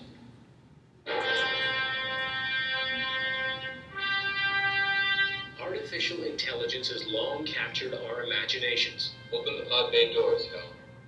This was quoted in the book. I'm afraid I can't do that. With robots like HAL in 2001: A Space Odyssey, And now Ava from the recently released Ex Machina. Hello. Great Never movie. met anyone new before. And Chappie. I want to I liked it too. I like that band that's in it. The plots thicken when the intelligent machines question the authority of their makers and begin acting on their own accord. Do you think I might be switched off? It's not up to me. Why is it up to anyone? Make no mistake, these are Hollywood fantasies, but they do tap into real-life concerns about artificial intelligence, or AI. Let's release the Titan. Elon Musk, founder and CEO of Tesla Motors and SpaceX, is not exactly a Luddite bent on stopping the advance of technology, but he says AI poses a potential threat more dangerous than nuclear weapons. I think we should be very careful about artificial intelligence. If I were to guess at what our biggest existential threat is, it's probably that. With artificial intelligence, we are summoning the demon. Musk recently donated $10 million to the Future of Life Institute, which is focused on keeping AI research beneficial to humanity.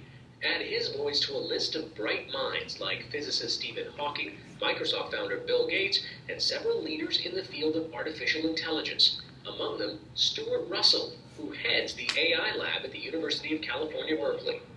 What concerns you about how artificial intelligence is already being used or will be used shortly? In the near term, the biggest problem is the development of autonomous weapons. Everyone knows about drones. And we're up in the air. Drones are remotely piloted. They're not robots in a real sense. So there's a person looking through the camera that's on the aircraft and deciding when to fire. An autonomous weapon would do all of that itself. So it chooses where to go, it decides what the target is, and it decides when to fire. He's concerned about weapons like the British Taranis. It's featured in this promotional video by BAE Systems, a former NewsHour underwriter. The Taranis is currently operated remotely by humans, but this drone is outfitted with artificial intelligence and will be capable of operating fully autonomously. Russell testified to the United Nations, which is considering a ban on such weapons that can target and kill humans without requiring a person to pull the trigger. I think there's a fundamental moral issue about whether it's right for a machine to decide to kill a person. It's bad enough that people are deciding to kill people, but at least they have perhaps some moral argument that they're doing it to ultimately defend their families or prevent some greater evil. While the defense industry is one use case of artificial intelligence, how close are we to building robots like the ones in the movies that are truly autonomous? Down the hall from Russell at UC Berkeley's AI lab, Peter Abil and his students are training their PR2 robot to think for itself. One of the main things we've been looking at is how can we get a robot to think about situations it's never seen before. So an example of that is, let's say a robot is supposed to fold laundry, or maybe tie a knot in a rope. Whenever you're faced with even the same laundry article or the same rope, it'll be in a different shape. And so you can't just execute blindly the same set of motions and expect success. Abil's team is painstakingly training the PR2 to compete in an Amazon warehouse picking challenge in late May. So right now you're just teaching it to grab this stack of soap. That's it. Yes, we just started on this, and so right now the robot's essentially learning how to grab soap bars out of the shelf, but really what we're after is equipping the robot with the capability such that if you come up with a whole new list of, let's say, 1,000 new items, that we can very quickly equip it with the skill to pick any one of those 1,000 items. On the day we visited, the PR2 was hobbled by a broken arm, and there were several times the robot failed at the task. Oh, no dice. Missed it this time. Missed it. A tiny reminder that training a robot to think is no small task. So you think superintelligence is still pretty far off, and we don't need to worry about it today? I would say it's still pretty far off, yes. But while training this robot may be tough today, not everyone thinks superintelligence is far out of our reach. Ray Kurzweil is Director of Engineering at Google. He spoke to us in his capacity as an independent inventor of devices like the flatbed scanner.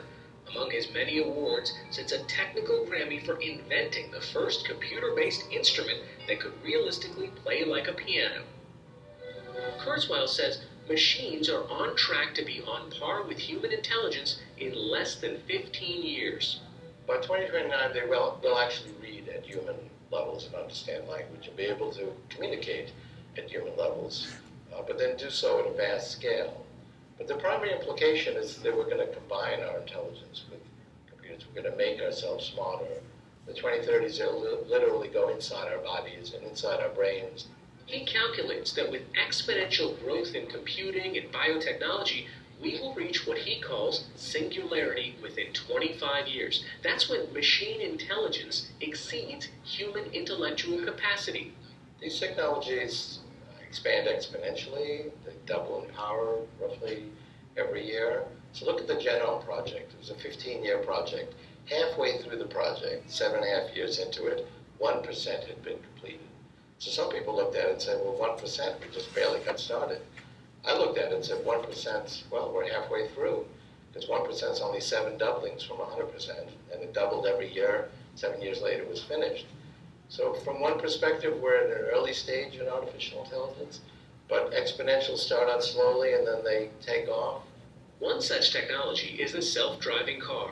In the 1990s, Kurzweil predicted it would happen despite a chorus of experts who declared it impossible.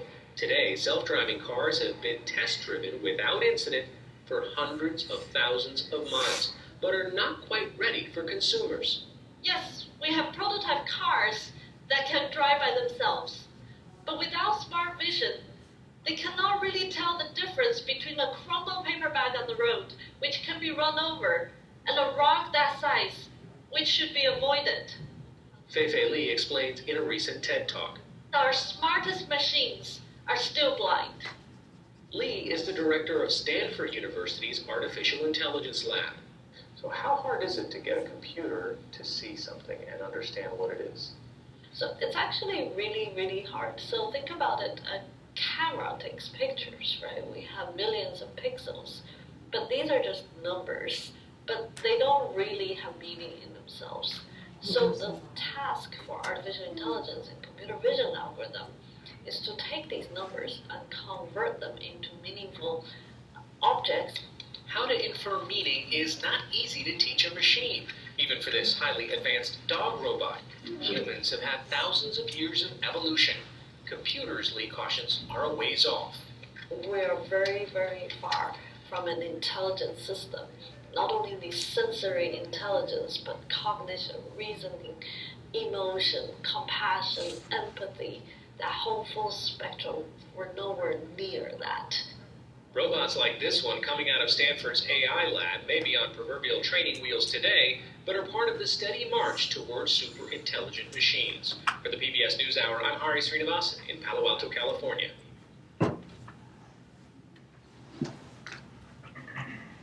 How do we feel about the drones that have no human judgment behind them, that are going to fly around and kill who we have programmed it to read as the enemy? How do we feel about that?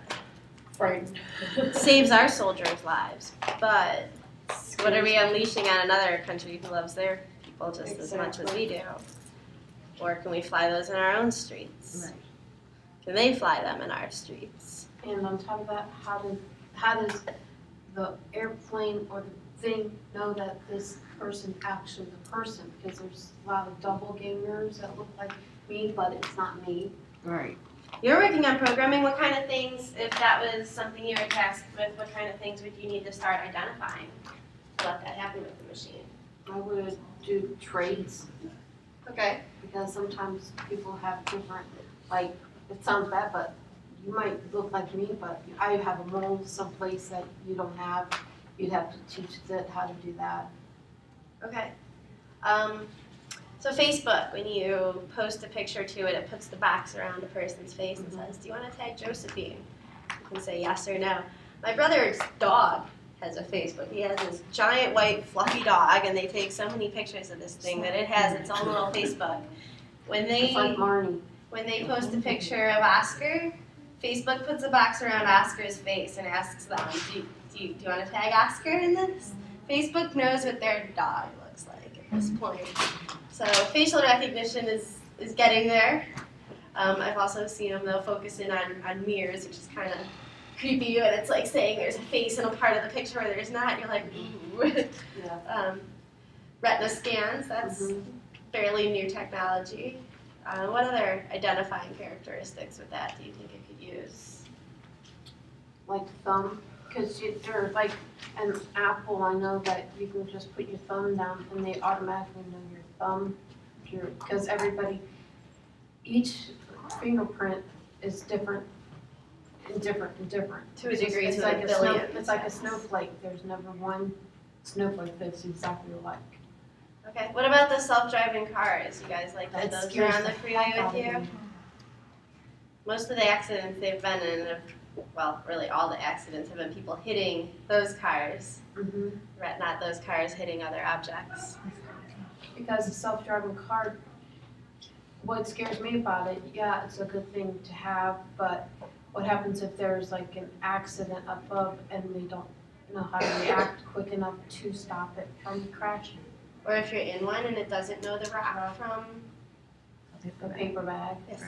What is really like the point of them making all these robots, like the self-driving cars, these drones, like aside from like the drones for their actual purpose, they're trying to like It's to keep our them to humans do- out of battle. to do other things like the self-driving car. Why can't we just drive cars? Just be lazy. Because that's just making everyone lazy, and it's Yeah. making like how they, I don't know, like those one cars where like it'll parallel park itself or something. Like, I mean, why are you But let's relying be on honest something on that that doesn't have? How many people know how to parallel park? I know how to parallel. I mean, yeah, I'm but I'm just sketchy. saying, yeah, but Sketchy how at many best. people know how to parallel park though? I know younger drivers, they don't even teach maneuverability. Well, what To I'm them. saying is, because that's definitely, without a doubt, putting your life at risk having a self-driving car. Something could malfunction and then you're gonna be dead. Like, I mean, it doesn't make any sense. I feel So like it's they're okay just for a Roomba to vacuum while you're at work. Well, I think that's dumb too. Yeah, Why can't you just vacuum? What is the big deal? Because Like, we why? lazy. I think it's I feel just like it's a lazy. waste of money. Do you have a washing machine? Yeah. Is that a But- little bit more comfortable than going to the river and beating it with Well, rocks? I mean, I'm talking about like ridiculous things. Right. Like the thing that vacuums your floor. Uh-huh. Right? Like what's the point I of think that? it's Why- just intelligence, period. Like, people want Because to people advance and want the easy way, Yeah, we fast have way like out. a society where we multitask so much that anything little like that is a convenience for us to have so that we can do something else. Well, but it's just like that movie WALL-E, like how the people were really fat and they just rode around in those seats. that's how we gonna be. Yeah, that's awesome. Yes, let's talk about WALL-E. That's we perfect. already have those things that you stand on and it just like takes you. Segways. Well, it's Yeah. ridiculous. I Like love people those. can't I walk love now. Like I mean, it's Right, they got those that can horrible. But that's just the same thing as just you walking up in Walmart and you see somebody riding around on them little scooters knowing good well ain't nothing wrong with you. But you shopping on the scooter. Instead of you getting up, I mean, Yeah, I but that's just understand laziness. Like if I don't see you with no broke leg or no cane or anything like that, but you just rolling around Walmart in that little scooter shopping, I just feel like, why are you doing that? That's just purely laziness. The same reason why people will sit and wait for you to move out your parking spot because it's 4 spots closer than the door, them taking your butt down 7 more spots and walking to the door and exercising. So, I mean, it will be people literally sitting there waiting for you to put your groceries in the car so you can move because they know that spot is right next to the door. And all I need to do is park my car and go straight to the store. So, I mean, I think we just all lazy. We're all lazy. We all trying to find a reason not to do stuff. I think that's it. I mean, about the AI, it's glad that there's people out here who are smart like that to invent things. But they're inventing things to make people lazy. They're not inventing this to better us or to find ways to make life easier. They found some way to make life easier just by not doing it. Us not doing it and letting something else do it. So I feel like, yeah, we're lazy. Well, and like those robotic dogs or whatever. So what? Are people gonna start getting robotic dogs because they don't want to clean up real dog messes? Like, I mean, then what's gonna happen? And we talked about being friends with a computer. Is that the same? It's like I can't believe that this is what the world's coming to. Like, it's insane. Like, Well, let's wrap this back around to responsible uses of technology. My treadmill goes up to a 10% incline. At the gym, there's one of those Stairmasters where it's basically just like an escalator that just keeps going. So that's, I guess, the opposite of a Segway because I don't get much running in the 6 months of dark winter we have, so we can use it for that. What about a physical therapy machine that will just eliminate a job and put your leg in a circle and do that for you? There's good applications, there's bad applications. As we talk about critical thinking and we talk about reasoning, I've been trying to constantly point out this can be used for good, it can also be used for evil. It can be used to expand our communications and expand our knowledge. It can also be used to cloister people in their homes and make them not think. But why would we want to? Ain't that society's perception? Why would we want you to think? Because if we start thinking, of course, as us being human beings and having free will, we start to think and we start to question stuff. So why would I want you to think if I'm trying to keep control on everything? So the people in charge are pacifying us so that we're lazy and we buy things. Yes, that is of one course. use. However, with that fancy computer we got, we also have the internet and we also have access to all this information in political forums and TED But who Talks. said we look it up? Nobody. And that's where reason is hardwired into us. And like, how lazy are my pets? Like, my chinchilla doesn't know how to forage. My dog sleeps all day while I'm at work. They don't have any needs. They don't need to do anything to find their food. And yeah, they're lazy. But that's where being human challenges us to go beyond our basic needs, beyond our basic feelings, and find a reason to go read some stuff. It's sort of like when you like go on Facebook and you've looked up something prior to it, like a pen or pencil, and when you go on your Facebook feed, they automatically have an advertisement. Oh or yeah, that that's some you very were- smart advertising. that you Get are me in looking that. at. Like, I'm doing a lot of Christmas shopping, browsing, getting prices. It's gonna ruin it for your kids, isn't it? They're gonna go on your computer and No, my see son- everything you've been looking at. My son doesn't know my email password Okay. for my Facebook, and so it'll automatically say, okay, she's been looking at this. Okay, that means I'm gonna be getting that. for Right, if Christmas. you share a computer with someone, the smart ads can The smart totally ads- give away what they've been shopping for. Yeah.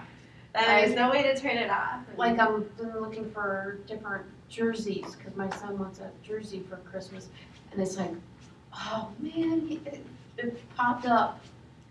However, is there a responsible way to use this where there are apps that you tag a product and it will notify you of the best price at the Yes. surrounding stores?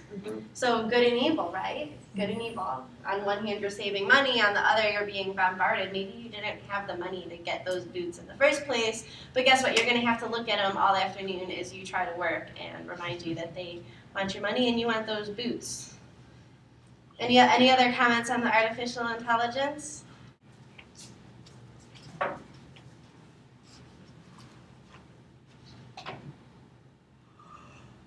Here's my picture of God.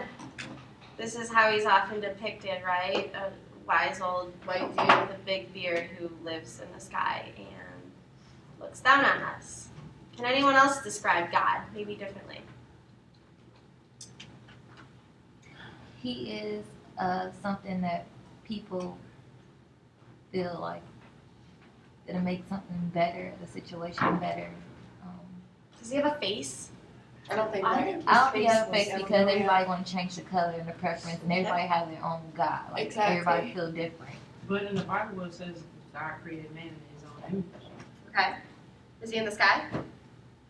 We don't know. Yeah, but in order for God to create man in his own image, he would have to create them all one race, and he created us all different. Why would that? How we don't know he don't look like a patchwork quilt. Exactly. Like Like that, so like- I'm just saying. Did we all start out the same color? According to the Bible, yes. And then the Wall of Babel fell and distributed us in different places, which then changed our races.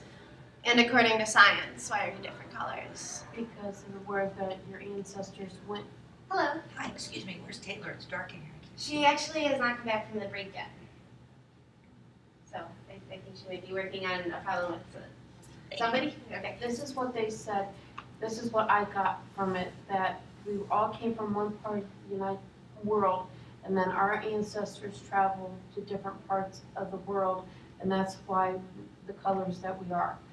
Because some Based on the equator, right? Yes, because The sun. the further south you go, the darker your tan, and the further north, the lighter your skin is. This is what I got from watching that one TED Talk where the guy had the people take their DNA and then he transferred the Right. DNA and found out where his ancestors, like you can do in ancestry.com, you can go DNA finding and find out where your ancestors came from. Okay, very good. Anyone else want to talk about the image of God? Okay. Here is an in-class worksheet question. I'll close this and quiz. Administration right now. This was straight out of the reading. I'm hoping you did it. Got to quiz you a little bit on some hard points here. And also please know these for our quiz coming up. People online, this is in-class worksheet question number 8.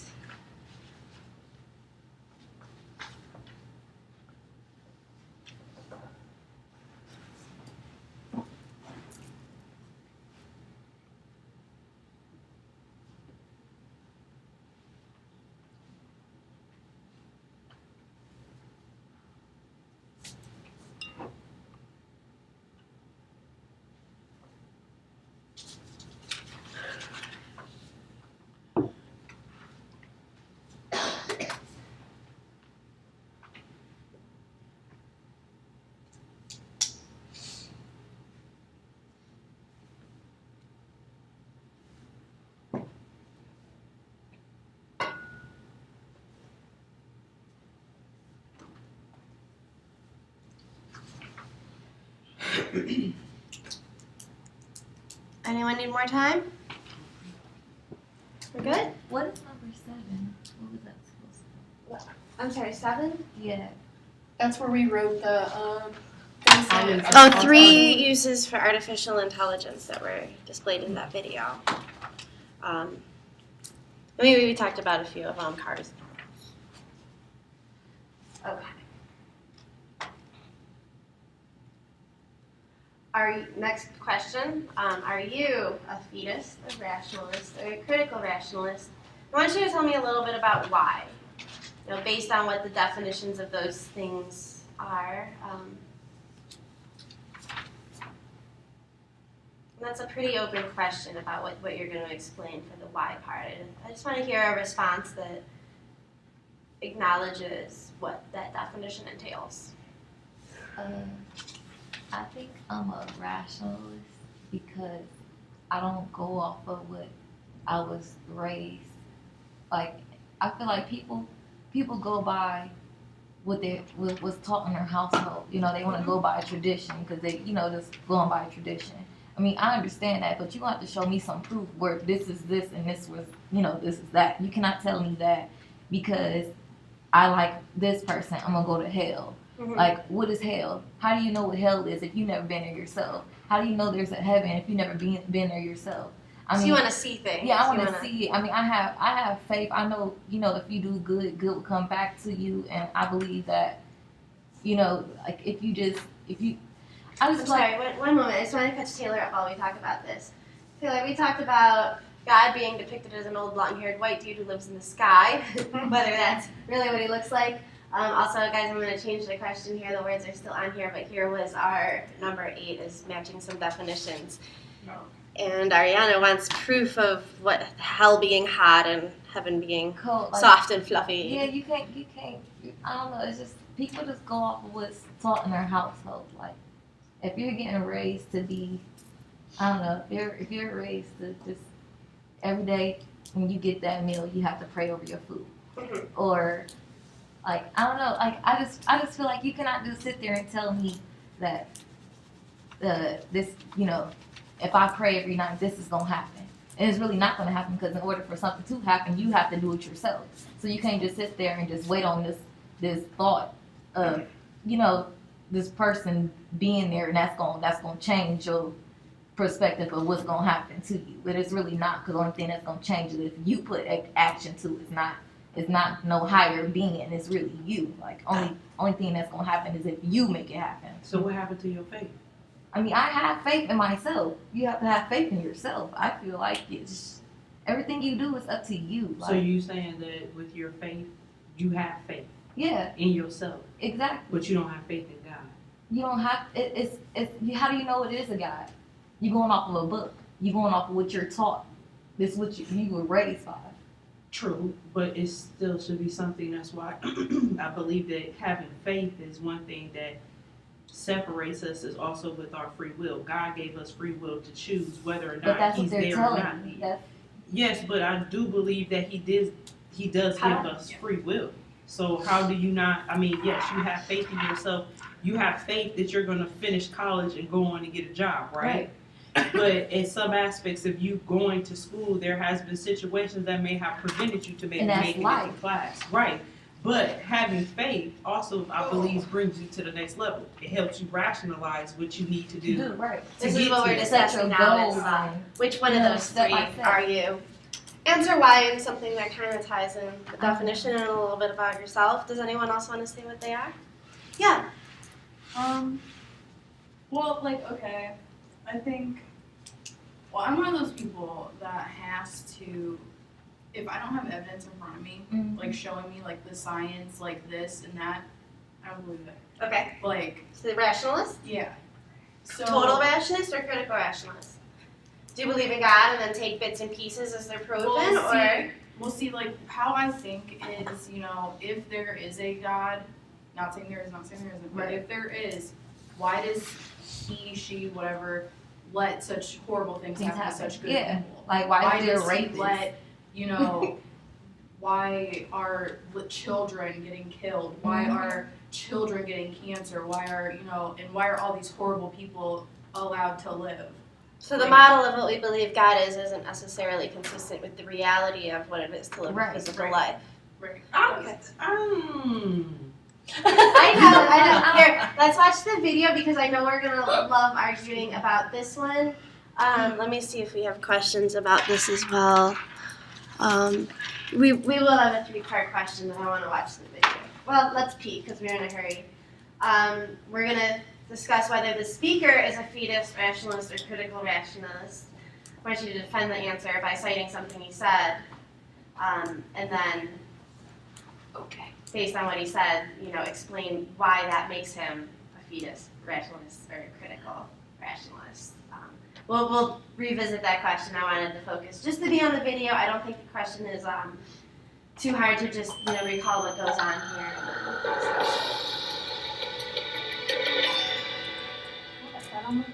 And this is 17 minutes, so this will be the end of class. I thought I'd tell you a little about what I like to write, and I like to immerse myself in my topics. I just like to dive right in and become a sort of a human guinea pig. And I see my life as a series of experiments. So I worked for Esquire magazine a couple of years ago.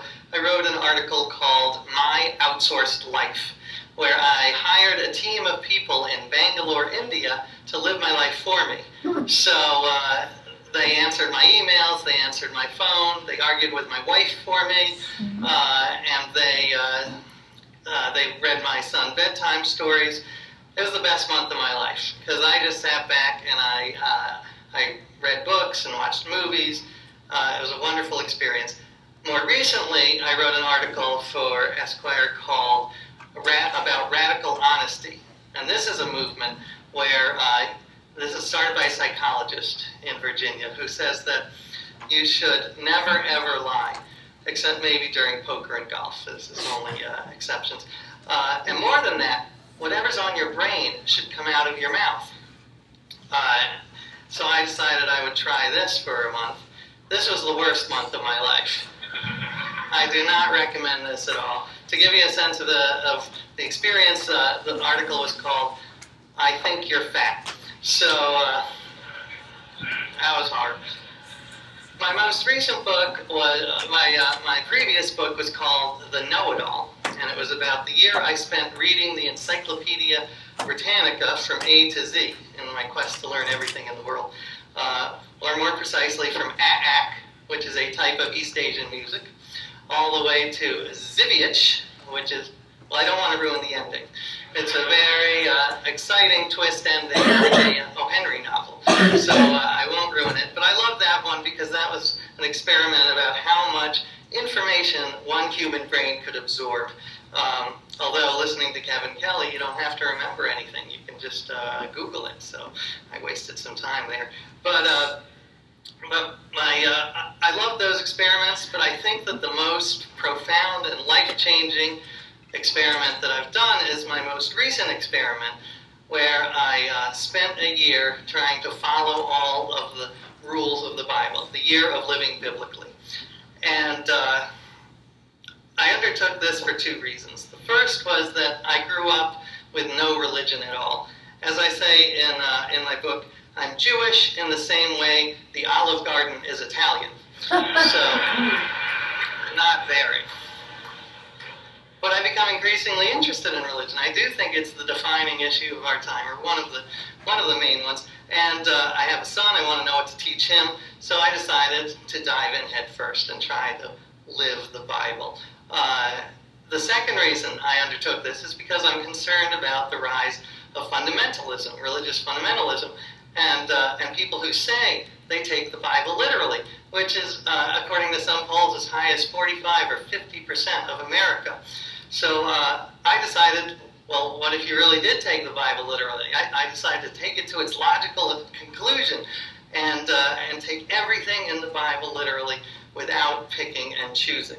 The first thing I did was I got a stack of Bibles. I had Christian Bibles, I had Jewish Bibles. A friend of mine sent me something called a hip-hop Bible, where the 23rd Psalm is rendered as, "The Lord is all that," as opposed to what I knew it as, "The Lord is my shepherd." Then I went down and I read several versions, and I wrote down every single law that I could find. And this was a very long list, over 700 rules. And they ranged from the famous ones that I had heard of, the 10 Commandments, love your neighbor, be fruitful and multiply. So I wanted to follow those. And actually, I take my projects very seriously because I had twins during my year. So I definitely take my projects seriously. But I also wanted to follow the hundreds of arcane and obscure laws that are in the Bible. There's the law in Leviticus, you cannot shave the corners of your beard. I didn't know where my corners were, so I decided to let the whole thing grow, and this is what I looked like by the end. As you can imagine, I spent a lot of time at airport security. My wife wouldn't kiss me for the last 2 months, so certainly a challenge there. The Bible says you cannot wear clothes made of mixed fibers. So I thought, sounds strange, but I'll try it. You only know if you try it. So I got rid of all my poly cotton t-shirts. The Bible says that if two men are in a fight and the wife of one of those men grabs the testicles of the other man, then her hand shall be cut off. So I wanted to follow that rule. That one I followed by default, by not getting in a fight with a man whose wife was standing nearby, looking like she had a strong grip. So,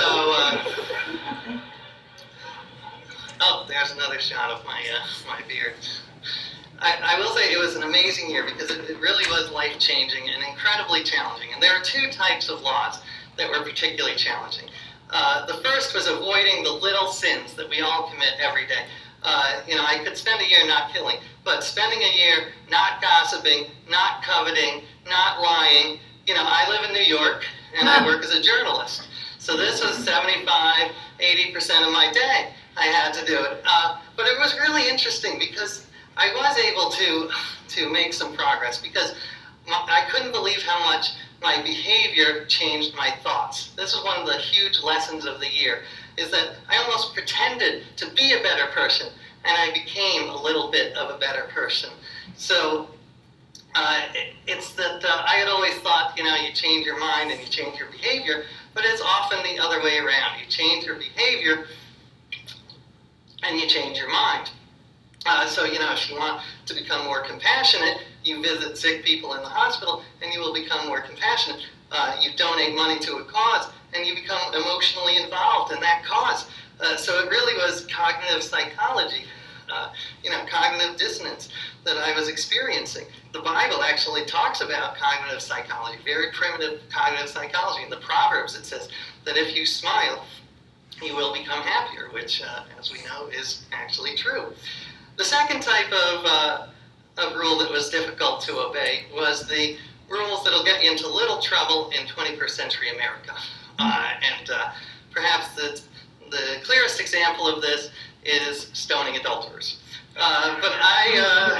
It's a big part of the Bible, so I figured I had to address it. Throw rocks at you till you're dead. I was able to stone one adulterer. It happened, I was in the park, and I was dressed in my biblical clothing, so sandals and sort of a white robe. And, because again, the outer affects the inner. I wanted to see how dressing biblically affected my mind.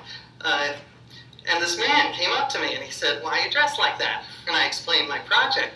And he said, "Well, I'm an adulterer. Are you going to stone me?" And I said, "Well, that would be great." And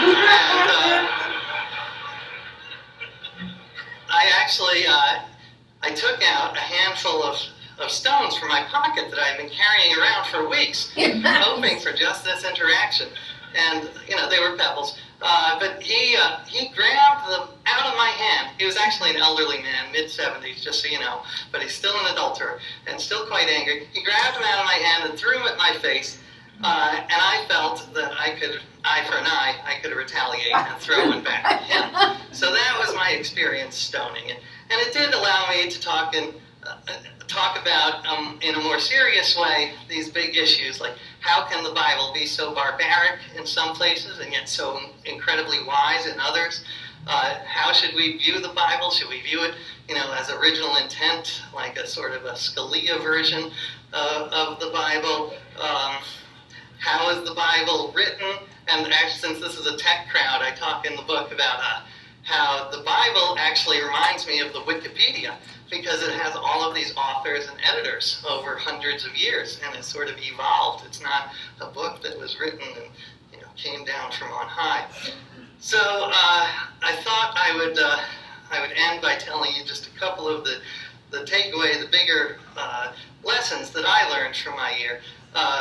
The first is, thou shalt not take the Bible literally. This became very, very clear early on, because if you do, then you end up acting like a crazy person and stoning adulterers. Or here's another example of, that's another. I did spend some time shepherding, so it's a very relaxing vocation. I recommend it. But this one is, the Bible says that you cannot touch women during certain times of the month. And more than that, you cannot sit on a seat where a menstruating woman has sat. And my wife thought this was very offensive, so she sat in every seat in our apartment, and I had to spend much of the year standing until I bought my own seat and carried it around. So, I met with creationists. I went to the Creationist Museum, and these are the ultimate literalists, and it was fascinating because they were not stupid people at all. I would wager that their IQ is exactly the same as the average evolutionist. It's just that their faith is so strong in this literal interpretation of the Bible that they distort all the data to fit their model. And they go through these amazing mental gymnastics to accomplish this. And I will say, though, the museum is gorgeous. They really did a fantastic job. If you're ever in Kentucky, there's you can see a movie of the flood, and they have sprinklers in the ceiling that will sprinkle on you during the flood scenes. So whatever you think of creationism, and I think it's crazy, they did a great job. Another lesson is that thou shalt give thanks. And this one was a big lesson because I was praying, giving these prayers of thanksgiving, which was odd for an agnostic. But I was saying thanks all the time, every day. And I started to change my perspective. And I started to realize the hundreds of little things that go right every day that I didn't even notice, that I took for granted, as opposed to focusing on the 3 or 4 that went wrong. So this is actually a key to happiness for me, is to just remember, when I came over here, the car didn't flip over, I didn't trip coming up the stairs. It's, a remarkable thing. Third, that thou shalt have reverence. This one was not unexpected because I started the year as an agnostic, and by the end of the year I became what a friend of mine calls a reverent agnostic, which I love, and I'm trying to start it as a movement, so if anyone wants to join. The basic idea is whether or not there's a God, there's something important and beautiful about the idea of sacredness, and that our rituals can be sacred, the Sabbath can be sacred. This is one of the great things about my year, is doing the Sabbath, because I am a workaholic, so having this one day where you cannot work, that changed my life. So this idea of sacredness, whether or not there's a God. Thou shalt not stereotype. This one happened because I spent a lot of time with various religious communities throughout America, because I wanted it to be more than about my journey. I wanted it to be about religion in America. So I spent time with evangelical Christians and Hasidic Jews and the Amish. I'm very proud because I think I'm the only person in America to out-Bible talk a Jehovah's Witness. After 3.5 hours, he looked at his watch. He's like, I gotta go. Thank you very much. Thanks. So I'm going to continue to let this play, but do finish up that answer. We have 5 minutes left of class. So, is he a fetus, a rationalist, or a critical rationalist? Then I want you to tell me something he said and why it shows that he is that category. And C would be? So put the thing he said as B, and C as why is that demonstrative of fetism, rationalism, or critical rationalism? We'll just play out the end of it, but I think the important thing Bless you. So, but it was interesting because I had some very preconceived notions about, for instance, evangelical Christianity, and I found that it's such a wide and varied movement that it is difficult to make generalizations about it. There's a group I met with called the Red Letter Christians, and they focus on the red words in the Bible, which are the ones that Jesus spoke. That's how they printed them in the old Bibles. And their argument is that Jesus never talked about homosexuality. They have a pamphlet that says, here's what Jesus said about homosexuality. And you open it up and there's nothing in it. So they say Jesus did talk a lot about helping the outcasts, helping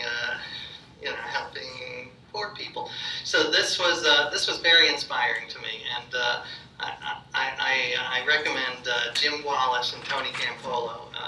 They're very inspiring leaders, even though I disagree with much of what they say. Also, thou shalt not disregard the irrational. This one was very unexpected because, I grew up with the scientific worldview, and the last part. And what I was shocked was learning how much of my life is governed by irrational forces. And tell me why the thing is, they're not harmful. They're not to be completely dismissed. Because I learned that I was doing all these rituals, these biblical rituals, separating my wool and linen. And I would ask these religious people, why would the Bible possibly tell us to do this? Why would God care? And they said, we don't know, but it's just rituals that give us meaning. And I would say, but that's crazy. And they would say, well, what about you? You blow out candles on top of a birthday cake. If a guy from Mars came down and saw, here's one guy blowing candles out, fire on top of a cake, versus another guy not wearing clothes of mixed fabrics, would the Martian say, oh, well, that guy, he makes sense, but that guy's crazy? So, no, I think that rituals are, by nature, irrational. So the key is to choose the right rituals, the ones that are not harmful. But rituals by themselves are not to be dismissed. And that's pretty much the gist of it. After that year, he saw that some did give him meaning, other ones were annoying or illegal. But in general, do respect religions for their rituals because they're symbolic. As long as they're not hurting anybody, it's something that should be tolerated. So he's demonstrating the idea of not having to partake in something in order for you to see its value or respect those that do live by it. And that will be the end of class today.